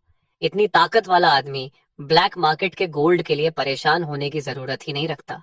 सिस्टर सू गहरी सांस लेती है और कहती है, 7 पर ग्राम, 10 किलोग्राम के लिए 7 मिलियन। तुम ना हाँ कहते हो ना बस पूछते हो। तुम मैक्सिमम कितनी क्वांटिटी हैंडल कर सकती हो? इस सवाल से सिस्टर सू का कॉन्फिडेंस थोड़ा हिल जाता है। वह सोचकर कहती है, मिस्टर गो, अगर गोल्ड इतना प्योर है तो मैं महीने में 50 किलोग्राम बेच सकती हूँ, यानी लगभग 35 मिलियन प्रति महीना। तुम सिर हिलाकर कहते हो, बहुत कम। फिर धीरे से एक उंगली उठाते हो। सिस्टर सू पूछती है, 100 किलोग्राम? तुम कहते हो, नहीं, 1 टन। ये सुनते ही सिस्टर सू पूरी तरह चौंक जाती है। मिस्टर गो, आप मजाक कर रहे हैं? 1 टन गोल्ड आज की कीमत में लगभग 1 बिलियन के बराबर है। मेरा नेटवर्क इतना बड़ा वॉल्यूम हैंडल नहीं कर सकता। कोई प्राइवेट चैनल एक महीने में 1 टन गोल्ड नहीं बेच सकता। ये सिर्फ पैसे का मामला नहीं है, ये तो पूरे फाइनेंशियल सिस्टम को चैलेंज करने जैसा है। और इतनी बड़ी मनी फ्लो ऊपर तक लोगों का ध्यान खींच लेगी। तुम शांत रहते हो और कहते हो, अगर मुझे सब कैश में कन्वर्ट ही नहीं करना हो तो? वह समझते हुए पूछती है, मतलब एसेट एक्सचेंज? तुम कहते हो, मुझे एक इंडस्ट्रियल जोन या बैटरी मैन्युफैक्चरर चाहिए। यह सुनकर सिस्टर सू बिल्कुल स्टन्ड रह जाती है। उसने सोचा भी नहीं था कि कोई आदमी इतना गोल्ड लग्जरी के लिए नहीं, बल्कि इंडस्ट्री में इन्वेस्ट करने के लिए बेच रहा होगा। एक ऐसा आदमी जो नंगे हाथों से गोल्ड बार मोड़ सकता है और हर महीने 1 टन गोल्ड दे सकता है, अब एंटरप्रेन्योर बनना चाहता है। वह धीरे से कहती है, मिस्टर गो, ये डील मेरी कैपेसिटी से बाहर है, मुझे अपने बॉस से बात करनी होगी। तुम आराम से हाथ हिलाते हो। वो फोन मिलाकर कहती है, बॉस, ये स्वान बोल रही हूँ। मेरे पास बहुत बड़ी डील है, गोल्ड बहुत प्योर है और क्वांटिटी।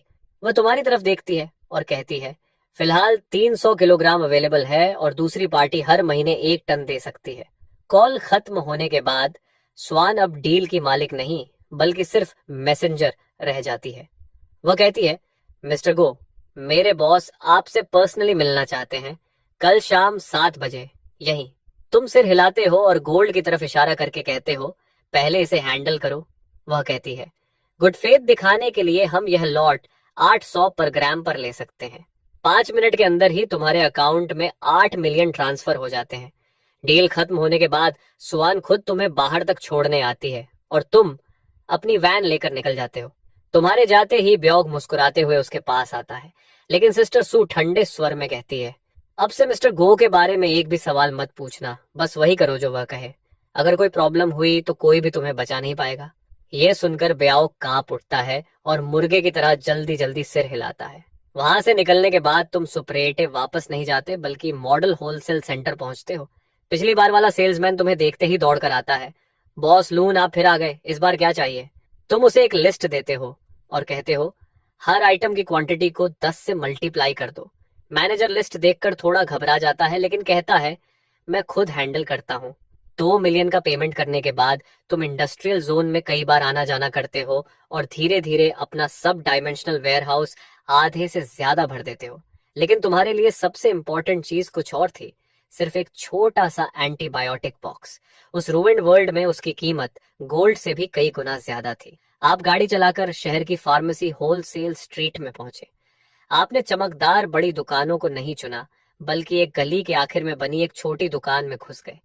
अंदर एक मध्यम उम्र का आदमी आपको घूर कर देखने लगा। उसने पूछा, क्या आपके पास प्रिस्क्रिप्शन या हॉस्पिटल परचेस लाइसेंस है? आपने कहा, नहीं। वह बोला, तो मैं आपको कुछ भी नहीं बेच सकता।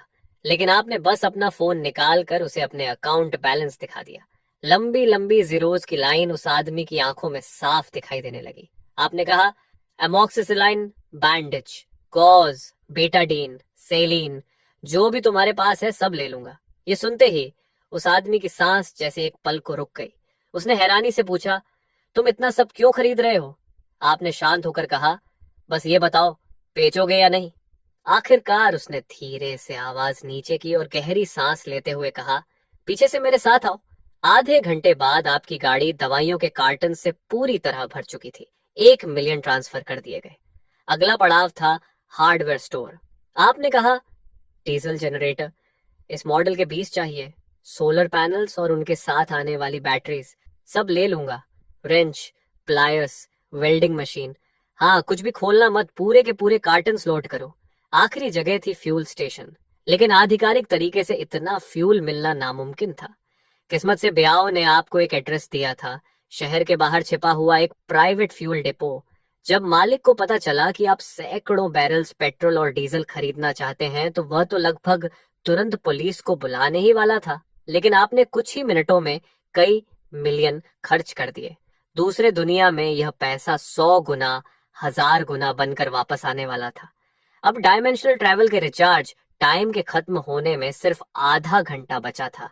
लेकिन आपने थोड़ा इंतजार करने का फैसला किया, क्योंकि अगर अभी जाते तो वहां रात होती। इसलिए आपने डिपार्चर टाइम थोड़ा एडजस्ट कर लिया। दिन में पहुंचना ज्यादा सही था। समय धीरे धीरे बीतता गया और सुबह हो गई। आपने आंखें खोली, ठीक सुबह 6 बजे थे। अचानक वही जानी पहचानी हल्केपन की फीलिंग पूरे शरीर में फैल गई। डायमेंशनल ट्रैवल समाप्त। Current world apocalypse. अगला रिचार्ज टाइम 10 घंटे। आपने जैसे ही दरवाजा खोला, सर्वाइवर्स का एक ग्रुप तुरंत आपकी तरफ दौड़ पड़ा। एक आदमी बोला, बॉस, मेरे पास बैटरी है, देखिए। उसके हाथ में टोर मॉडल 7 बैटरी थी। अगले ही सेकंड बैटरी गायब हो गई और उसकी जगह ब्रेड और मिनरल वाटर आ गए। अगले कुछ पलों में और भी सर्वाइवर्स भागते हुए आने लगे और यह सिलसिला तब तक चलता रहा जब तक सुबह 7 बजे नहीं हो गए। तभी खंडहरों में हल्का कंपन हुआ और चारों बड़ी फैक्शंस के 4 प्रतिनिधि एक साथ अपनी गाड़ियों से उतर गए। उन्होंने कहा, बॉस, हम तैयार हैं। सारे टेक्नीशियंस और इक्विपमेंट अपनी जगह पर हैं। हाइव स्क्वाड आगे निकल चुका है रास्ते के ऑब्स्टेकल्स साफ करने के लिए। इंजीनियर वंग चोंगिंग ने सर्वर की एग्जैक्ट लोकेशन कंफर्म कर दी है। हम कभी भी निकल सकते हैं। आपने अचानक पूछा, क्या तुम सब ने ब्रेकफास्ट कर लिया? यह अजीब सवाल सुनकर स्कॉर्पियन और बाकी लोग एक पल के लिए हैरान रह गए। उनके जवाब देने से पहले ही आपने हाथ हिलाया और अचानक instant noodles, self heating rice meals और कैंड फूड का एक पहाड़ उनके सामने जमा हो गया। चारों रिप्रेजेंटेटिव्स की एडम्स एप्पल लगातार हिलने लगी, क्योंकि इस अपोक्लिप्स में पेट भरकर खाना भी आसान नहीं था। अच्छा खाना तो दूर की बात थी। आपने कहा, क्या इंतजार कर रहे हो? शुरू करो, आज बॉस की तरफ से ट्रीट है। ये सुनते ही जैसे सब्र का बांध टूट गया और अगले ही पल सब लोग लाइन लगाकर खाना लेने लगे। सैनिकों की आंखें चमक उठी और वे बड़े बड़े कौर भरने लगे। सिर्फ रवाना होने से पहले का ब्रेकफास्ट ही इतना शानदार था, तो अगर मिशन सच में सफल हो गया तो उन्हें क्या इनाम मिलेगा? क्या वे हर मील में मीट खा पाएंगे? जब सब लोग अपोकैलिप्स की इस दुनिया का सबसे शानदार खाना खा रहे थे, तभी फिर से हलचल हुई। कई बड़े बॉक्सेस और लाए गए, लेकिन इस बार उनमें खाना नहीं बल्कि सिगरेट्स थीं। इस अपोकलिप्टिक दुनिया में सिगरेट्स लगभग अल्कोहल जितनी कीमती चीज थी। आपने घोषणा की, डिस्ट्रीब्यूशन, हर नॉर्मल सोल्जर को 2 पैक्स, हर अवेकेंड को 1 कार्टन। ये सिर्फ सामान नहीं था, ये मोरल बढ़ाने वाला लग्जरी था। ये कदम किसी भी मोटिवेशनल स्पीच से ज्यादा असरदार था। आपने न सिर्फ उनके पेट भरे थे, बल्कि उनके तनाव भरे दिमाग को भी शांत कर दिया था। और जब सबको लगा कि बस अब यही खत्म है, तभी आपने फिर से हाथ उठाया। इस बार कई काले बॉक्सेस सामने आए जिन पर प्रिसिजन आइकॉन बना हुआ था। प्रोफेसर जे तुरंत आगे बढ़े और एक बॉक्स खोल दिया। अंदर रिकन ड्रोन्स थे और बाकी बॉक्सेस में उनके साथ इस्तेमाल होने वाले walkie talkies, anti interference system, बहुत लंबी बैटरी लाइफ और थर्मल इमेजिंग। प्रोफेसर जे उत्साहित होकर बोले, इसके साथ हम 90% खतरों से बच सकते हैं। स्कॉर्पियन, इग्रेट और जेब भी पास आ गए और उनकी सांसें भारी हो गईं। पहले उन्हें एक्सप्लोरेशन के लिए सिर्फ किस्मत पर भरोसा करना पड़ता था और कम्युनिकेशन चिल्लाकर करना पड़ता था, लेकिन अब यह एक जबरदस्त टेक्नोलॉजिकल एडवांटेज था। पेट भरने और मनोबल बढ़ने के बाद सभी फाइटर्स का मूड बहुत अच्छा हो गया। आदेश मिला, चलो, और इंजनों की गरज एक लोहे की नदी की तरह गूंज उठी, जिससे जमीन तक कांपने लगी। खंडहरों की चारों बड़ी फैक्शंस 10 टेक्नोलॉजी पार्क की तरफ बढ़ पड़ी। पंछी का हैवी ट्रक आगे रास्ता खोल रहा था और अपने रैम से रास्ते में पड़ी कार रेक्स को आसानी से हटाता जा रहा था। फंगजू का कन्वॉय बीच में था ताकि दोनों तरफ की रक्षा हो सके। एक व्हीकल में ईग्रेट ड्रोन से आसपास का इलाका देख रहा था और हर यूनिट का रूट शांत दिमाग से एडजस्ट कर रहा था। फेंगाओ की मोटरसाइकिल्स, जिन्हें गैप लीड कर रहा था, दोनों किनारों पर पेट्रोल कर रही थी। टांटा का ट्रांसपोर्टर पीछे चल रहा था, जो प्रोफेसर जे, टेक्निकल टीम और चौंग की सुरक्षा कर रहा था। तभी कम्युनिकेटर में फेंगाओ के शू की आवाज गूंजी, आगे 500 मीटर पर वैली में जॉम्बी ग्रुप दिखाई दिया है, लगभग 30 जॉम्बीज, कोई स्पेशल म्यूटेशन नहीं। यह सुनते ही एग्रेट ने तुरंत आदेश दिया, फंगजो दो, जाओ और उन्हें साफ करो। आदेश मिलते ही कई of road vehicles main convoy से अलग हो गए और उनकी छत पर लगी मशीन गन्स ने फायरिंग शुरू कर दी। गोलियों की बारिश ने पलक झपकते ही जॉम्बी होर्ड को चीर कर रख दिया। पूरा ऑपरेशन बिल्कुल बेहतरीन तरीके से हुआ, जरा सी भी हिचकिचाहट नहीं थी। उसी समय एक मिनी स्टोर के अंदर एक आदमी फोल्डिंग बेड से टिक कर बैठा था और उसकी नजर सामने लगे मॉनिटर पर टिकी हुई थी। स्क्रीन पर ड्रोन्स से आने वाली साफ साफ फुटेज दिखाई दे रही थी। इसी वक्त स्टील कन्वॉय 10 टेक्नोलॉजी पार्क से लगभग 1 किलोमीटर दूर रुक गया। 10 टेक्नोलॉजी पार्क किसी छोटी सिटी जैसा था, जिसके चारों तरफ 5 मीटर ऊंची एलॉय वॉल बनी हुई थी और हर 100 मीटर पर एक गार्ड टावर खड़ा था जिसके ऊपर लाल इंडिकेटर लगातार ब्लिंक कर रहा था। कॉम्बैट यूनिट्स तुरंत फैलकर डिफेंसिव पोजीशंस लेने लगीं, जबकि स्कॉर्पियन, एग्रेट, जेप और प्रोफेसर जे गंभीर चेहरे के साथ एक जगह खड़े होकर स्क्रीन देखने लगे। ईग्रेट ने गेट की स्ट्रक्चर पर जूम किया और बोला, मेन गेट सिस्टम पूरी तरह लॉक है, इसे उड़ाने के लिए पावरफुल एक्सप्लोजिव्स लगाने पड़ेंगे। ये सुनकर स्कॉर्पियन की आंखें सख्त हो गईं और उसने कहा, परफेक्ट, इसी गेट पर हमला करते हैं। पूरे इलाके के मॉन्स्टर्स को यहीं खींच लाएंगे और एक साथ खत्म कर देंगे। इसे हमें उन्हें एक एक करके ढूंढना नहीं पड़ेगा। सबकी सहमति मिलते ही तुरंत डिफेंसिव पोजीशन की प्लानिंग शुरू हो गई। गेट को सेंटर बनाकर फैन शेप डिफेंस बनाया गया। योजना साफ थी, हम ब्रीच को होल्ड करेंगे और जो भी कॉर्प्स हॉर्ड बाहर निकलेगी उसे यहीं खत्म कर देंगे। लाओ डेमोलिशन संभालेगा, ईव सर्वेलेंस और क्लीनअप करेगा, पंची के लोग फ्रंट लाइन पकड़ेंगे। आदेश मिलते ही चारों बड़ी फैक्शंस तुरंत हरकत में आ गईं और पूरी जॉइंट फोर्स एक प्रिसिजन वॉर मशीन की तरह चलने लगी। पंची की बेस्टियन यूनिट ने गेट के सामने पहली डिफेंस लाइन बना दी और उस पर हेवी मशीन गन्स तान दी। आग के लोग तेजी से डायरेक्शनल माइंस लगाने लगे। कुछ एलिमेंटल अवेकेंड जमीन पर दोनों हाथ रखकर खड़े हो गए। तुरंत धरती में गूंजती हुई वाइब्रेशन महसूस हुई और जमीन लहराने लगी। मिट्टी ऊपर उठने लगी और देखते ही देखते गहरी ट्रेंचेस बन गईं जो मिलकर जटिल सब जोन्स बना रही थीं। कुछ ही समय में एक साधारण लेकिन बेहद घातक डिफेंसिव फोर्टिफिकेशन तैयार हो गया। डेमोलिशन एक्सपर्ट ने अलॉय गेट पर पावरफुल एक्सप्लोजिव्स लगा दिए और जल्दी से पीछे हट गया। अगले ही पल कान फाड़ देने वाला धमाका हुआ और एक ही झटके में गेट में विशाल ब्रीच बन गया। कुछ सेकंड तक पूरा इलाका मौत जैसी खामोशी में डूबा रहा। फिर अचानक ब्रीच के अंदर से अनगिनत दहाड़ें गूंज उठी और ज़ॉम्बीज का घना झुंड बाहर निकल पड़ा। वे सब पागलों की तरह डिफेंसिव पोजीशंस की तरफ दौड़ पड़े। बेल्लू के आदेश फायर के साथ ही हेवी मशीन गन्स आग उगलने लगीं और पीछे खड़े राइफलमैन ने कंसंट्रेटेड फायरिंग शुरू कर दी। गोलियों की बारिश ने ज़ॉम्बी होर्ड को चीर कर रख दिया, लेकिन उनकी संख्या बहुत ज्यादा थी। कई ज़ॉम्बीज गिरे हुए शवों के पीछे छिपकर आगे बढ़ते रहे और पल भर में फ्रंट लाइन की ट्रेंचेस तक पहुंच गए। 10 सेकंड के अंदर ट्रेंचेस लाशों से भर गईं और बाकी ज़ॉम्बीज उन्हीं शवों के पुल पर दौड़ते हुए आगे बढ़ने लगे। उसी समय डायरेक्शनल माइंस ट्रिगर कर दी गई। जबरदस्त धमाके के साथ एक बड़ा इलाका तुरंत साफ हो गया, लेकिन अगले ही पल नई काली लहर फिर से भर गई। बेल्लू चिल्लाया, मजबूत रहो, और खुद एक लाइट मशीन गन पकड़कर पागलों की तरह फायरिंग करने लगा। उसके पीछे पंछी के सैनिक अपनी जान की बाजी लगाकर लाइन बचा रहे थे। मॉनिटर पर खून और मांस के टुकड़े उड़ते दिखाई दे रहे थे, लेकिन सब कुछ कंट्रोल में था। तुम बिना किसी भाव के चेहरा लिए यह सब देख रहे थे और हाथ उठाकर ड्रोन को कंट्रोल कर रहे थे ताकि पूरे त्यान टेक्नोलॉजी पार्क पर नजर रखी जा सके। अंदर की ज़ॉम्बी होर्ड धीरे धीरे कम हो रही थी।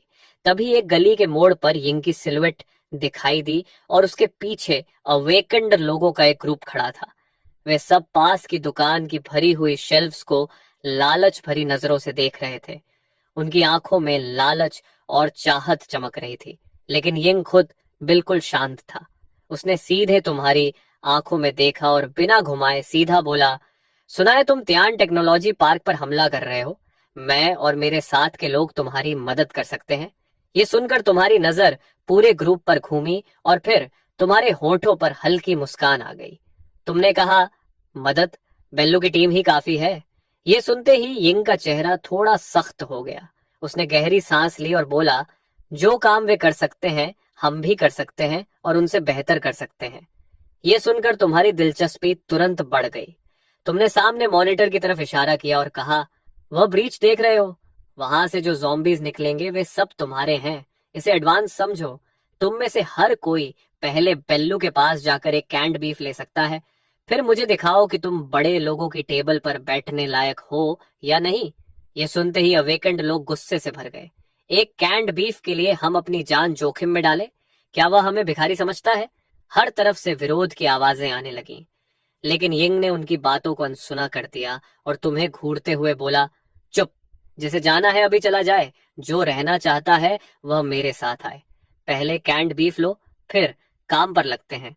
इतना कहकर वह सीधे टियन टेक्नोलॉजी पार्क की तरफ चल पड़ा और अवेकेंड लोग एक दूसरे को असमंजस में देखते रह गए।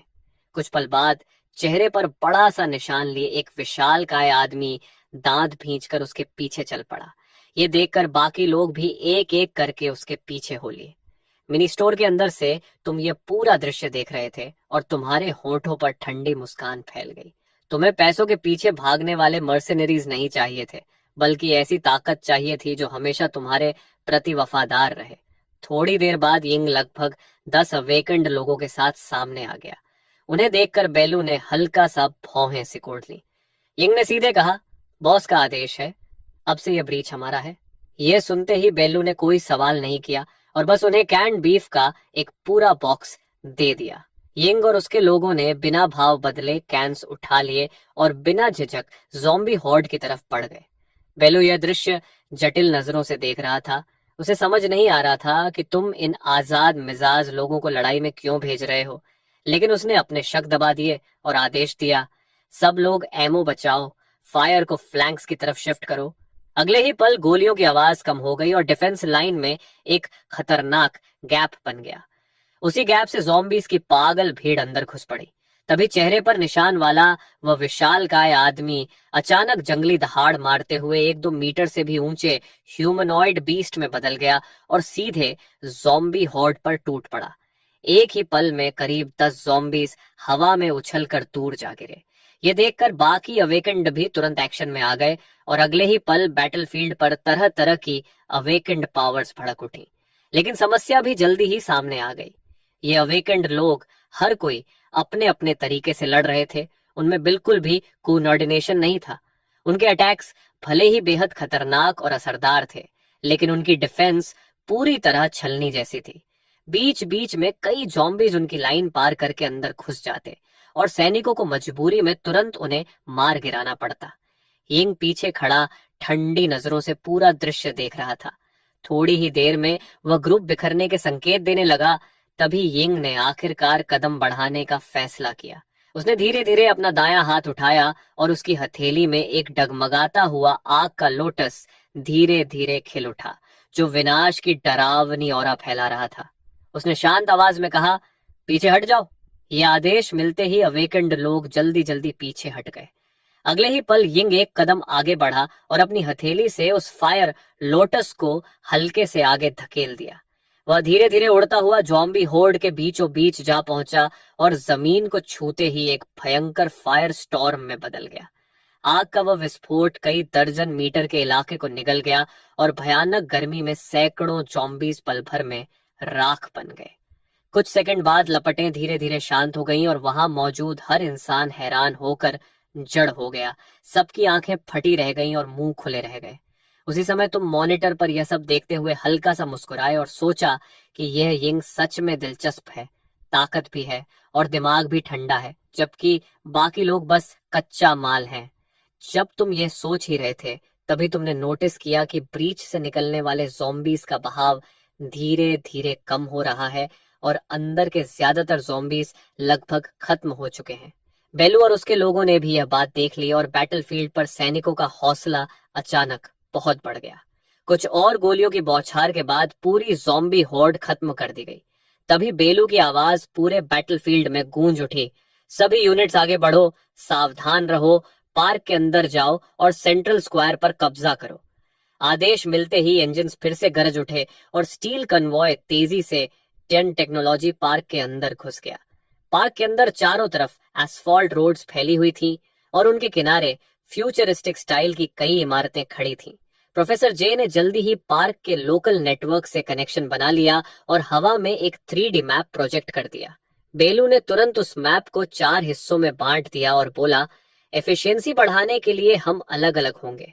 पंची तुम्हारी टीम जोन 1 साफ करेगी, जोंगजू प्रोडक्शन लाइन चेक करेगा कि वह सही हालत में है या नहीं, हाइव टीम पेरीमीटर और रूफ टॉप्स संभालेगी, arc team west administrative building और डेटा सेंटर लेगी और lighthouse team professor J और वैंग चोंगिंग को एस्कॉर्ट करके आरडी बिल्डिंग तक ले जाएगी।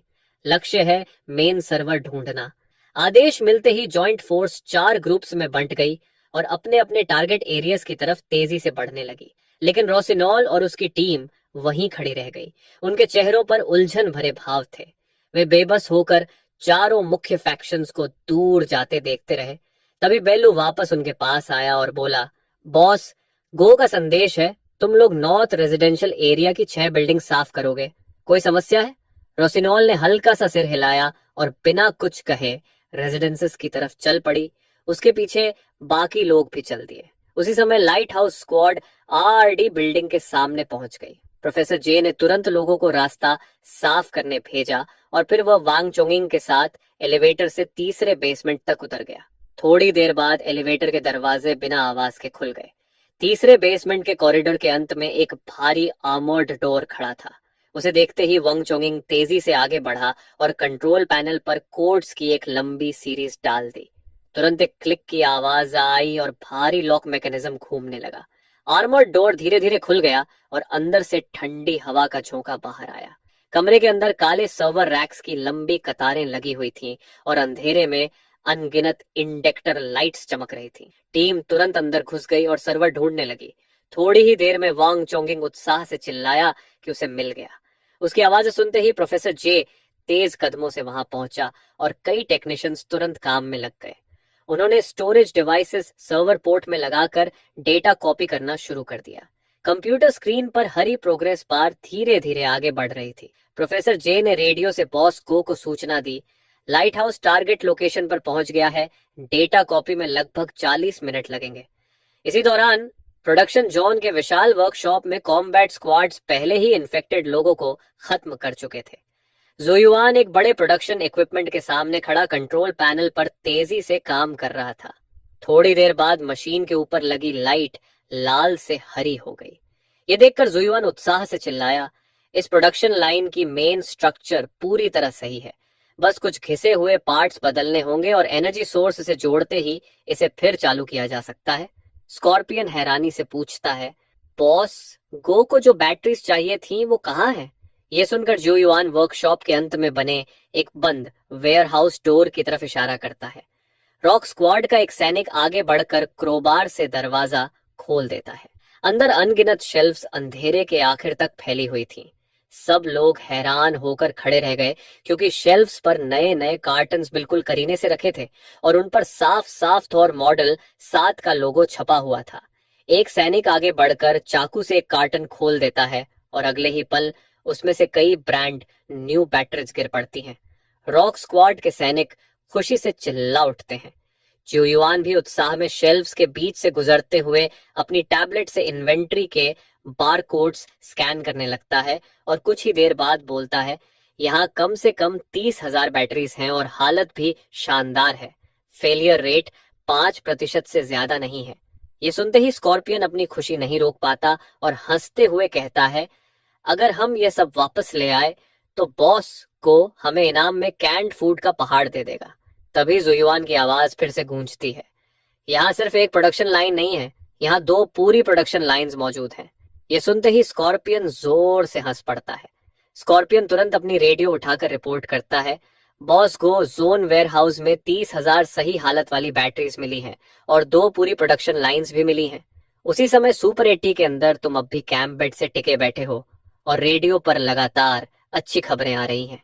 हाइव ने सभी ऊंचे पॉइंट्स पर कंट्रोल ले लिया है और कहीं भी दुश्मन की बड़ी एक्टिविटी नहीं दिख रही। नॉर्थ सेक्टर का डॉर्मेटरी भी पूरी तरह साफ कर दिया गया है, लेकिन इन सब के बावजूद तुम्हारे चेहरे के भाव बिल्कुल नहीं बदलते। तुम अपने साइकिक पावर से शेल्फ पर रखी एक सोडा कैन उठाते हो और आराम से पीते हुए संतोष से मुस्कुराते हो। थोड़ी देर बाद डेटा कॉपी भी पूरी हो जाती है और सारी बैटरीज भी पैक कर दी जाती है। फिर चारों टीम्स गेट के सामने इकट्ठा होती हैं। उसी समय स्कॉर्पियन के दिल में एक अजीब सी बेचैनी उठती है। उसे नहीं पता कि तुम विक्ट्री पार्टी में आना स्वीकार करोगे या नहीं, बल्कि उसे यह डर भी सताता है कि कहीं तुम इस आइडिया के लिए उससे नाराज न हो जाओ। ये सोचकर ही उसकी रीढ़ में ठंडी सिहरन दौड़ जाती है। कुछ देर बाद पूरी सेना वापस सुपरटे के सामने आ जाती है। चारों तरफ एक अजीब सा सन्नाटा छा जाता है और सबकी निगाहें नीचे गिरे हुए आयरन शटर पर टिक जाती हैं। अगले ही पल शटर धीरे धीरे ऊपर उठता है और तुम शांत चेहरे के साथ बाहर आते हो। तुम्हारी नजर सीधे स्कॉर्पियन पर टिक जाती है। तुम कहते हो, स्कॉर्पियन, सुना है तुम विक्ट्री पार्टी करना चाहते थे, सही है? ये सुनते ही स्कॉर्पियन का दिल जोर से धड़कने लगता है और उसके माथे पर ठंडे पसीने की बूंदें आ जाती हैं। वह घबराकर कहता है, बॉस गो, ये आइडिया मेरा था, मैं। लेकिन तुम अचानक उसे बीच में रोक देते हो और कहते हो, ये अच्छा आइडिया है। फिर तुम अपना हाथ उठाकर हल्के से घुमाते हो और अगले ही पल स्क्वायर के बीचों बीच मांस का एक विशाल पहाड़ प्रकट हो जाता है। पोर्क, बीफ, सॉसेजेस, हर तरह का मीट मौजूद है। उसके तुरंत बाद अनगिनत हरी सब्जियां और आलू भी अचानक प्रकट हो जाते हैं। साथ ही सैकड़ों क्रेट्स ठंडी बेर के भी दिखाई देने लगते हैं। ये देखकर पूरे स्क्वायर में बस लोगों के निगलने की आवाज सुनाई देने लगती है।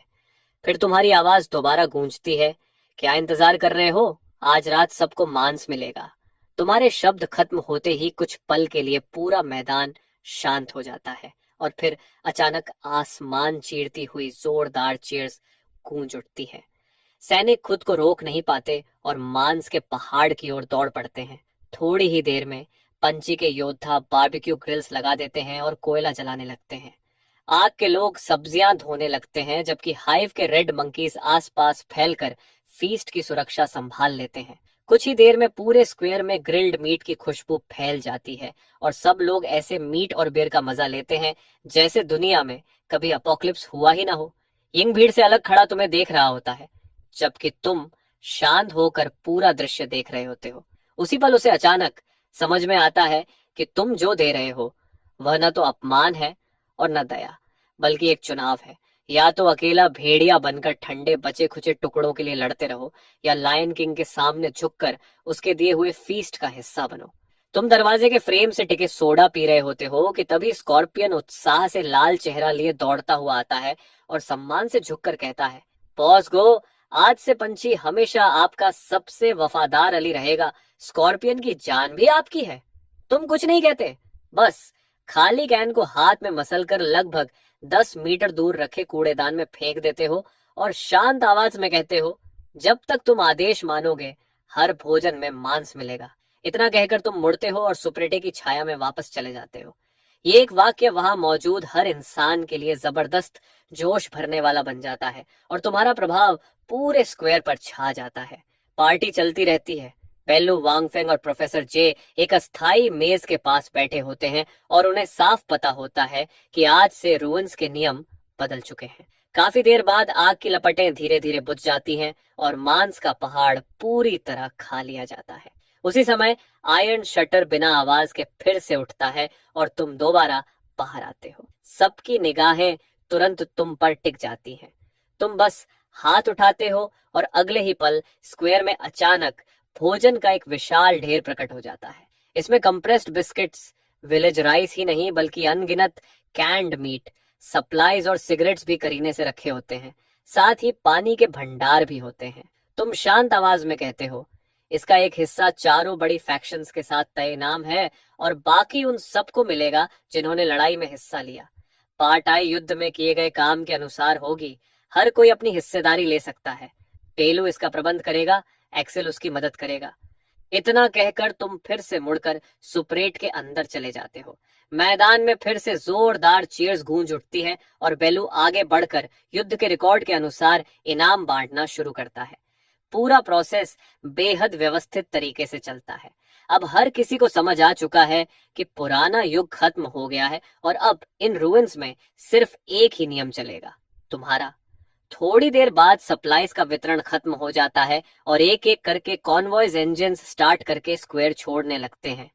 कुछ समय बाद वहां सिर्फ हड्डियों और खाली बॉटल्स का ढेर रह जाता है और बीच स्क्वायर में सिर्फ यिंग और बाकी अवेकेंड खड़े रह जाते हैं।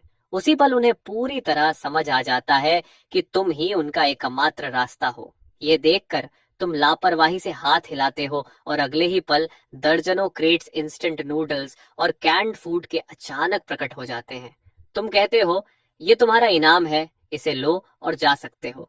ये सुनते ही चेहरे पर बड़े निशान वाला आदमी गुस्से से दहाड़ता है, क्या हम तुम्हारे लिए बस इस्तेमाल करके फेंक देने वाले कपड़े हैं? क्या तुम सोचते हो कि एक खाना देकर हमें खरीद लोगे? उसके पीछे खड़े लोग भी तुरंत बेचैन होने लगते हैं। लेकिन यिंग नहीं हिलता, वह 2 कदम आगे बढ़ता है, सिर उठाकर तुम्हारी आंखों में सीधे देखता है और कहता है, हम यहाँ रहना चाहते हैं और आपके लिए काम करना चाहते हैं। टेक्नोलॉजी पार्क अभी पूरी तरह खाली है, जल्द ही रुइंस के लुटेरे उस पर टूट पड़ेंगे। अगर उसे बचाने वाला कोई नहीं होगा तो सारी मशीनें और सप्लाईज एक दिन में लूट ली जाएंगी। चारों बड़ी फैक्शंस के लोग आराम करने जा चुके हैं और वे जल्दी वापस नहीं आएंगे। अभी तुरंत वहां जाकर उसकी रक्षा करने वाले सिर्फ हम ही हैं। यिंग की बात सुनकर उसके पीछे खड़े अवेकेंड लोग चुप हो जाते हैं और उलझन से एक दूसरे को देखने लगते हैं। तभी तुम्हारे होठों के कोने पर हल्की मुस्कान उभरती है और तुम शांत आवाज में कहते हो, अगर ऐसा है तो अब तुम स्वतंत्र अवेकेंड नहीं रहोगे, तुम मेरी पहली डायरेक्ट इंटरवेंशन यूनिट बनोगे, कोड नेम लीफ, और तुम इसके कैप्टन रहोगे। तुम्हारी आवाज में ऐसी सख्ती थी जिसमें किसी भी तरह की बहस की गुंजाइश नहीं थी। ये सुनकर यिंग ने हल्के से सिर हिला दिया। ये देखते ही तुमने फिर से हाथ उठाया और अगले ही पल एक बिल्कुल नया डीजल जनरेटर जमीन पर आ गिरा। उसके साथ कई फ्यूल कैंस भी थे। फिर एक छोटा रिकनेसेंस ड्रोन और उसकी कंट्रोल टैबलेट दिखाई दी और आखिर में लगभग 1 दर्जन बिल्कुल नए मिलिट्री वॉकी टॉकीज भी सामने आ गए। तुमने कहा, यही तुम्हारा इक्विपमेंट है, अब अपना रिवॉर्ड और इक्विपमेंट लो और तुरंत टेक्नोलॉजी पार्क की तरफ निकल जाओ। डॉर्मेट्री एरिया में एक टेम्पररी बेस बना लो। अगर वहां एक छोटी सी माउस भी दिखे तो उसकी भी रिपोर्ट मुझे चाहिए। इतना सारा इक्विपमेंट देखकर उन लोगों की आंखें फैल गईं, यहां तक कि यिंग भी अपनी एक्साइटमेंट मुश्किल से रोक पा रहा था। वह अचानक अपने साथियों की तरफ मुड़ा और जोर से बोला, सब लोग इक्विपमेंट का इन्वेंटरी लो और निकलने की तैयारी करो। इस बार सबकी आवाज एक साथ गूंजी, योर ऑर्डर्स कैप्टन। इसके बाद ग्रुप ने सामान गाड़ियों में लोड करना शुरू किया। फिर व्हीकल्स स्टार्ट किए और टेक्नोलॉजी पार्क की दिशा में निकल गए। पीछे सिर्फ धूल का गुब्बार रह गया। तुमने नजर फेर ली और धीरे धीरे सुपरटे का लोहे का शटर नीचे कर दिया। दुकान में फिर से सन्नाटा छा गया। तुमने कंप्यूटर स्क्रीन की तरफ देखा, जहां बैटरी प्रोडक्शन लाइन के पूरे इंडस्ट्रियल डिजाइन प्लान्स और उनके मैन्युफैक्चरिंग प्रोसेस के टेक्निकल डेटा दिखाई दे रहे थे। तुम्हारे होंठों पर अनजाने में एक हल्की मुस्कान आ गई।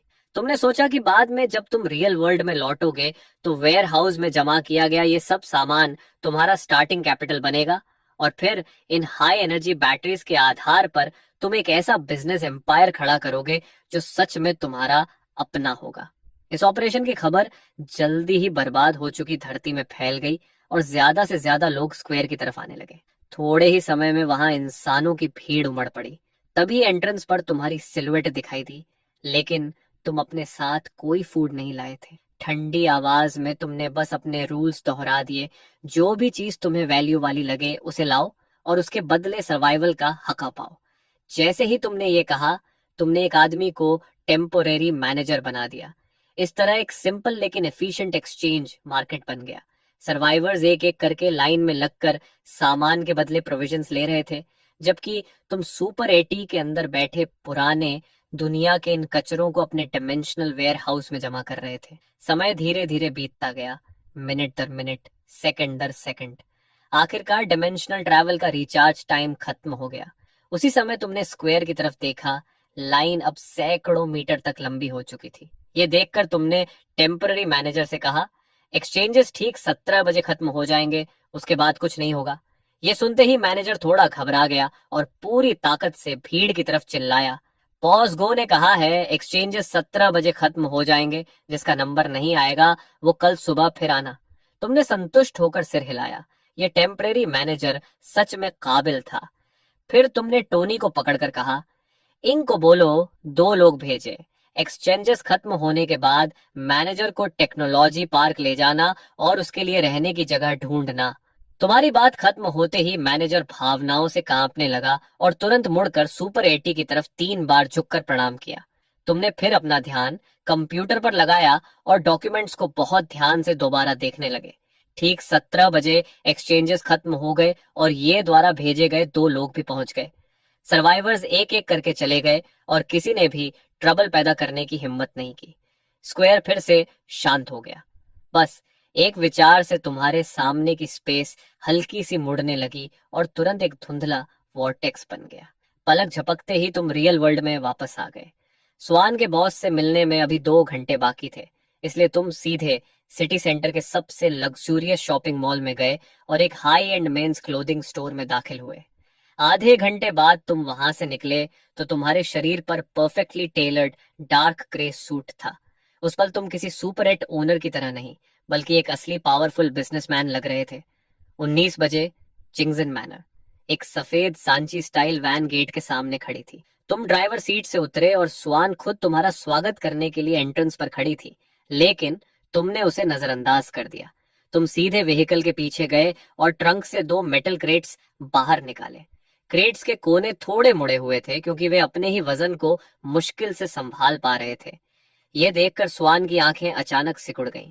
2 क्रेट्स में कुल 300 किलोग्राम गोल्ड, हर एक लगभग 150 किलोग्राम, और फिर भी तुम दोनों को एक एक हाथ में बिना किसी मुश्किल के उठा रहे थे।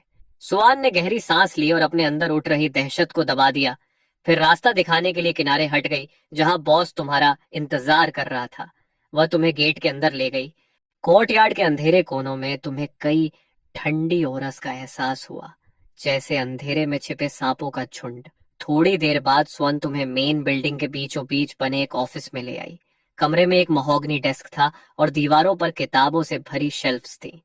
डेस्क के पीछे एक बूढ़ा आदमी बैठा था जो एक पुरानी ट्रेडिशनल बाइंडिंग वाली किताब पढ़ रहा था। यह देखकर सुआन ने गहराई से झुककर कहा, मास्टर तांग, मिस्टर गो आ गए हैं। यह सुनकर मास्टर तांग ने किताब बंद की और तुम्हारी तरफ देखा। तुमने भी शांत नजर से उसे देखा, फिर दोनों मेटल क्रेट्स को जोर से महोगनी डेस्क पर रख दिया। पूरे डेस्क पर एक भारी धप्प की आवाज गूंज गई। तुमने कहा, 300 किलोग्राम माल है, चेक कर लो। यह सुनकर टैंग ने हल्का सा भौं उठाया। उसने क्रेट्स को छुआ भी नहीं, बस डेस्क पर रखा इंटरकॉम उठाकर धीरे से कुछ कहा। थोड़ी ही देर में दरवाजे पर नॉक हुआ। एक मिडिल एज्ड आदमी अंदर आया जिसके चश्मे की फ्रेम सुनहरी थी और उसके हाथ में प्रिसिजन मेजरिंग इंस्ट्रूमेंट्स थे। उसने आगे बढ़कर क्रेट का ढक्कन खोला। अंदर सुनहरे गोल्ड बार्स सलीके से रखे हुए थे। इसके बाद वह उन्हें एक एक करके निकालने लगा ताकि उनका वजन करे और उनकी ऑथेंटिसिटी चेक कर सके। जांच बहुत जल्दी पूरी हो गई। वह मिडिल एज्ड आदमी बोला, मास्टर तांग, यहाँ कुल 600 गोल्ड बार्स हैं। कुल वजन 300 किलोग्राम है और प्यूरिटी पूरी तरह स्टैंडर्ड्स के अनुसार है। यह सुनकर तंगलाव ने हल्का सा हाथ हिलाया। उसका इशारा समझते ही वह आदमी और स्वर्ण दोनों कमरे से बाहर चले गए। तंगलाव ने अपनी उंगलियां आपस में फंसाई और हाथों को डेस्क पर रख दिया। फिर शांत आवाज में बोला, इस गोल्ड के लॉट के बदले मैं तुम्हें 246 मिलियन दे सकता हूँ। स्वान ने बताया कि तुम एक बैटरी कंपनी ढूंढ रहे हो। इतना कहकर टंगलाव ने एक टैबलेट तुम्हारी तरफ सरका दी। स्क्रीन पर 3 कंपनियों की जानकारी दिखाई दे रही थी। तुमने उसे देखना भी जरूरी नहीं समझा और सीधे कहा, मुझे सीधे UANGING टेक्नोलॉजी दे दो। ये सुनते ही अगले ही पल टेंगलाओ की आंखों की पुतलियां अचानक सिकुड़ गईं। यूएंगिंग टेक्नोलॉजी के पास फैक्ट्री और एक बैटरी प्रोडक्शन लाइन के अलावा कोई खास वैल्यू नहीं थी, और वह भी शहर के बाहरी इलाके में स्थित थी। साफ था कि तुम्हें बस एक लीगल शेल कंपनी की जरूरत थी। तंगलाव ने इस बारे में और कुछ नहीं कहा। उसने तुरंत फोन उठाया और लीगल डिपार्टमेंट को डॉक्यूमेंट्स तैयार करने का आदेश दे दिया।